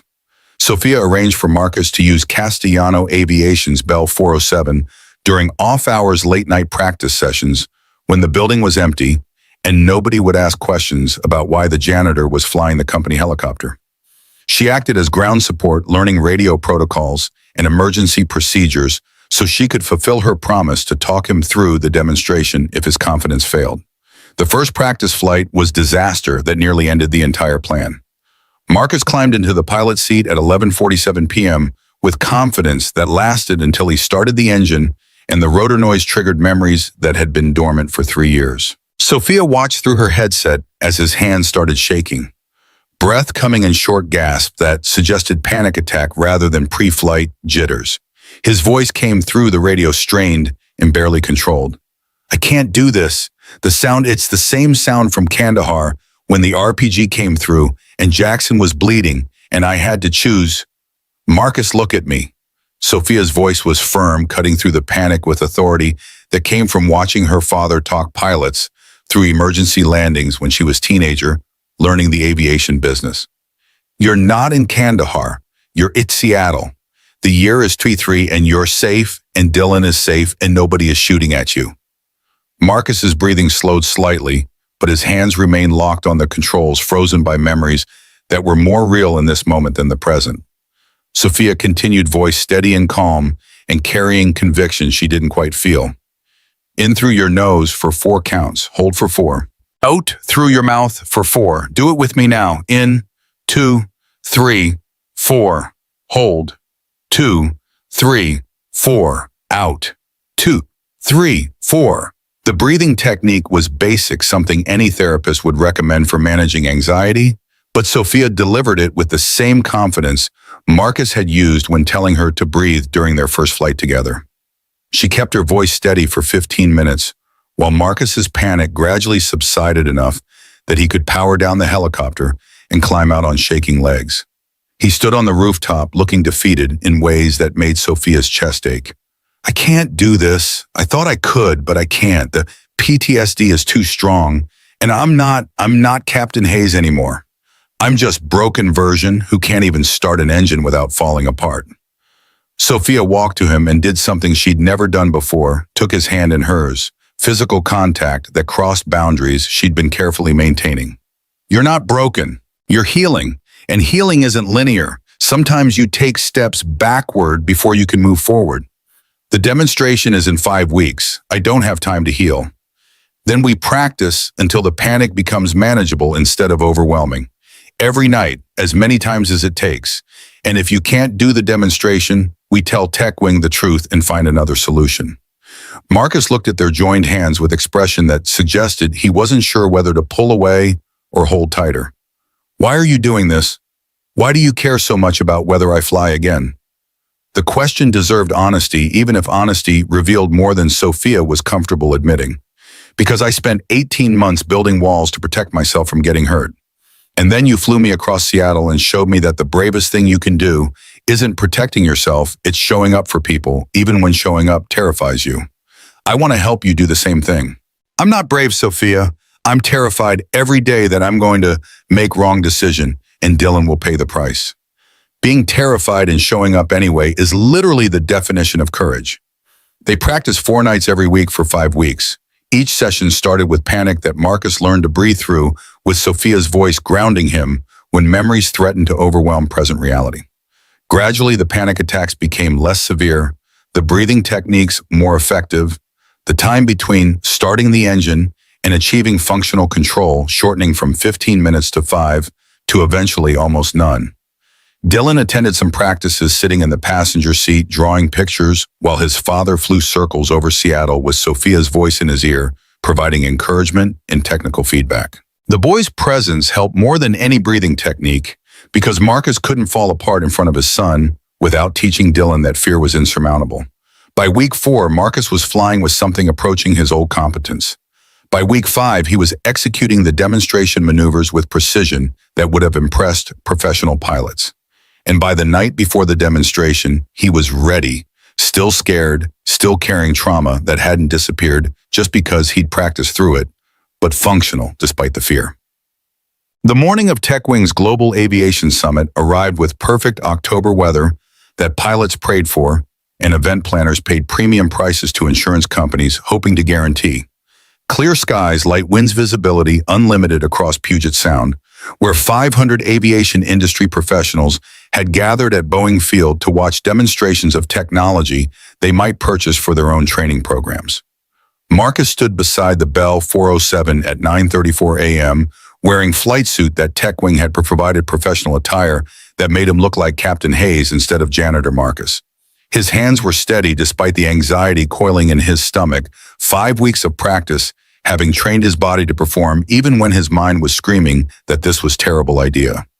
Dylan stood beside him wearing miniature aviator sunglasses that Sophia had bought him the previous week, small face showing pride that made Marcus's throat tighten. The boy looked up at his father with absolute confidence that suggested he'd never doubted this moment would arrive. You're going to be awesome, Dad. Everyone's going to see you're the best pilot in the world. Marcus knelt down, adjusting Dylan's sunglasses with hands that only trembled slightly. What if I'm not awesome? What if I mess up?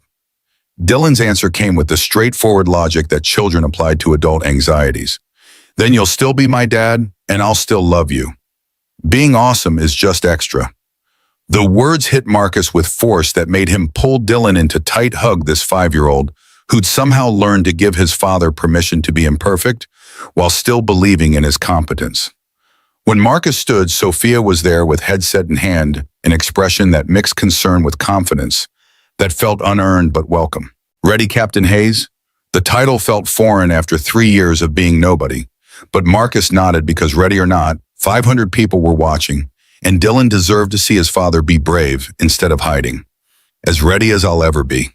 He climbed into the pilot seat, and Sophia's voice came through the headset with steady calm that had become familiar over 5 weeks of practice sessions. Remember, if the panic starts, just breathe with me. 4 and 4, hold 4 out. I'm right here. The engine roared to life, and Marcus felt the familiar spike of anxiety that came with rotor noise and aviation fuel and memories that would probably never fully fade. But Sophia's breathing cadence came through the headset, and Dylan was watching from the sideline, and 5 weeks of practice had taught Marcus that he could function despite fear if he had people anchoring him to present instead of letting him drown in past. The helicopter lifted off with smooth precision that came from muscle memory overriding conscious thought. Marcus executed the demonstration's sequence precision turns, altitude changes, emergency procedure simulations with the kind of flying that looked effortless because every micro adjustment was correct even when his hands were shaking and his breath was coming too fast. Sophia's voice provided constant anchor through the headset, not with technical instruction, because Marcus didn't need that, but with presence that reminded him he wasn't alone in the cockpit, even though the seat beside him was empty. She counted his breathing when panic threatened, confirmed his altitude when doubt crept in, reminded him that Dylan was watching when the trauma tried to convince him that Kandahar was more real than Seattle. The demonstration lasted 18 minutes. When Marcus landed with touchdown so gentle it didn't disturb the coffee cup in the center console, deliberate callback to the flight that had started everything, the crowd of 500 aviation professionals erupted in applause that sounded like thunder.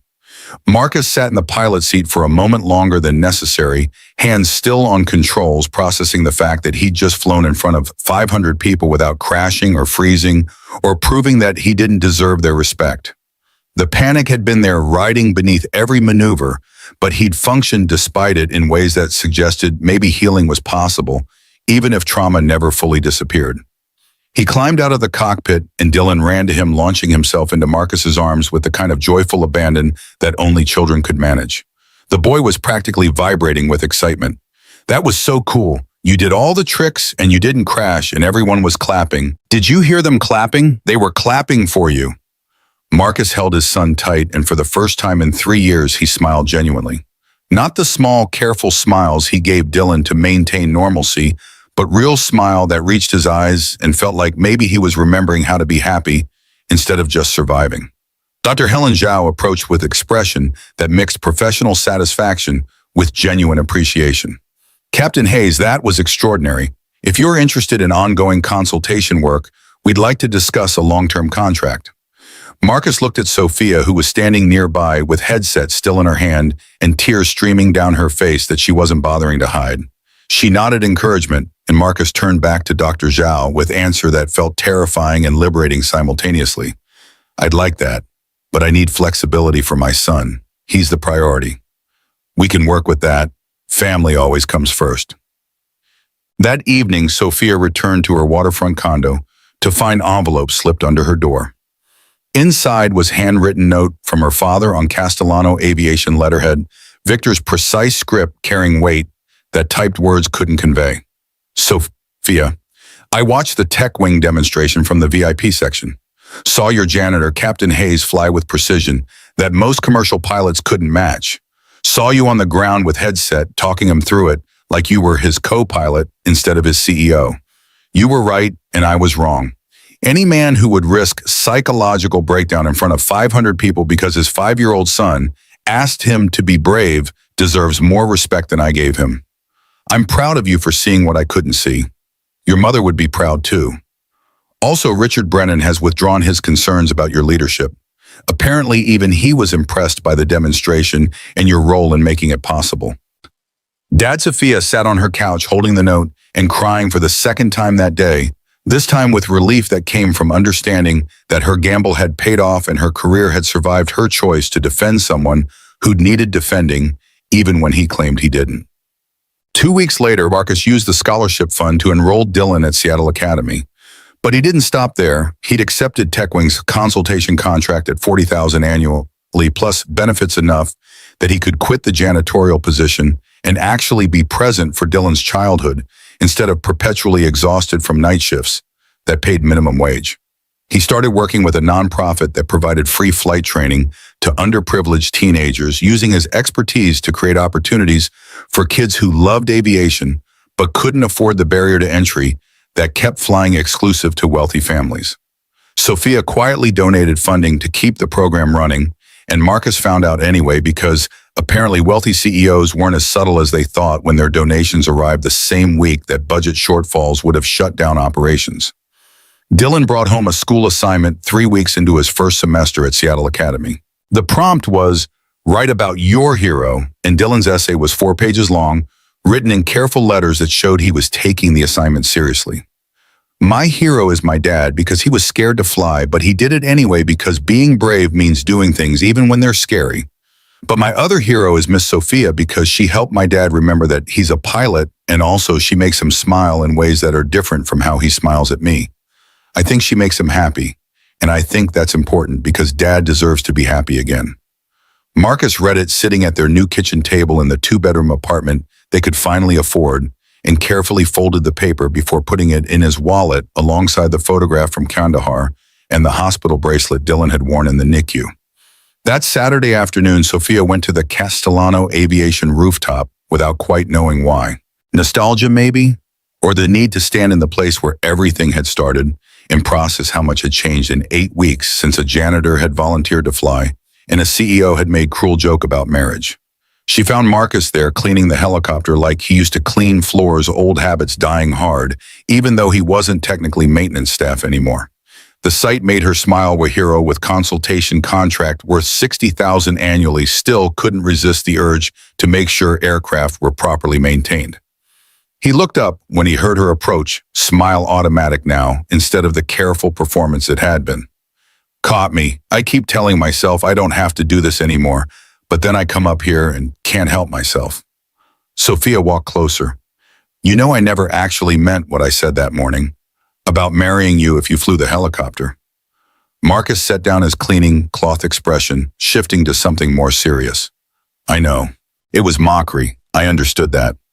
But what if—" Sophia paused, gathering courage for confession that felt more terrifying than any board meeting she'd ever faced. "What if I meant it now?" The question hung in the October air between them, sunlight catching in Marcus's eyes as he processed what she was asking. His voice was careful when he responded, testing to make sure he'd understood correctly. "Are you saying what I think you're saying?" Sophia's heart was racing, but her voice came out steady. "I'm saying that over the past 8 weeks, I've watched you be brave when bravery meant falling apart and trying again. I've watched you love your son with devotion that puts my career obsession to shame. I've watched you fight through trauma that would destroy most people, and somewhere in all that watching, I realized I don't want to just watch anymore. I want to be part of your life instead of observer from a distance." Marcus stepped closer, close enough that she could see the exact moment when hope replaced skepticism in his expression. "I'm a mess, Sophia. I've got PTSD and a 5-year-old, and I'm still figuring out how to be Captain Hayes without being the version who makes decisions that get people hurt. Are you sure you want to sign up for that? I've never been more sure of anything." The sun was setting over Seattle, painting the sky in golds and pinks that made the city look almost magical. Marcus knelt down on one knee on the rooftop where everything had started pulling from his pocket, a simple silver ring engraved with 2 small wings that he'd apparently been carrying around waiting for right moment. "I used to fly for my country, thought that was the most important thing I'd ever do.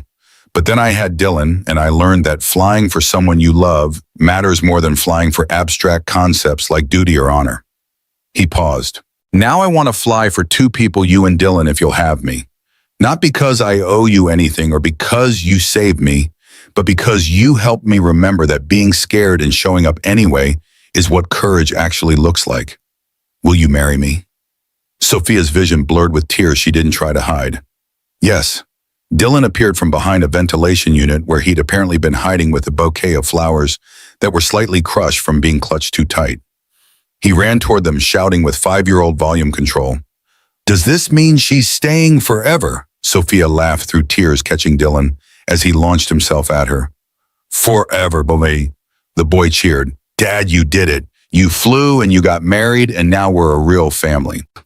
They stood together on the rooftop as the sun set over Seattle, 3 people who'd found each other through combination of wrong number, that was right number, and cruel mockery, that became genuine love, an invisible janitor who turned out to be exactly the hero everyone needed even when he couldn't see it in himself.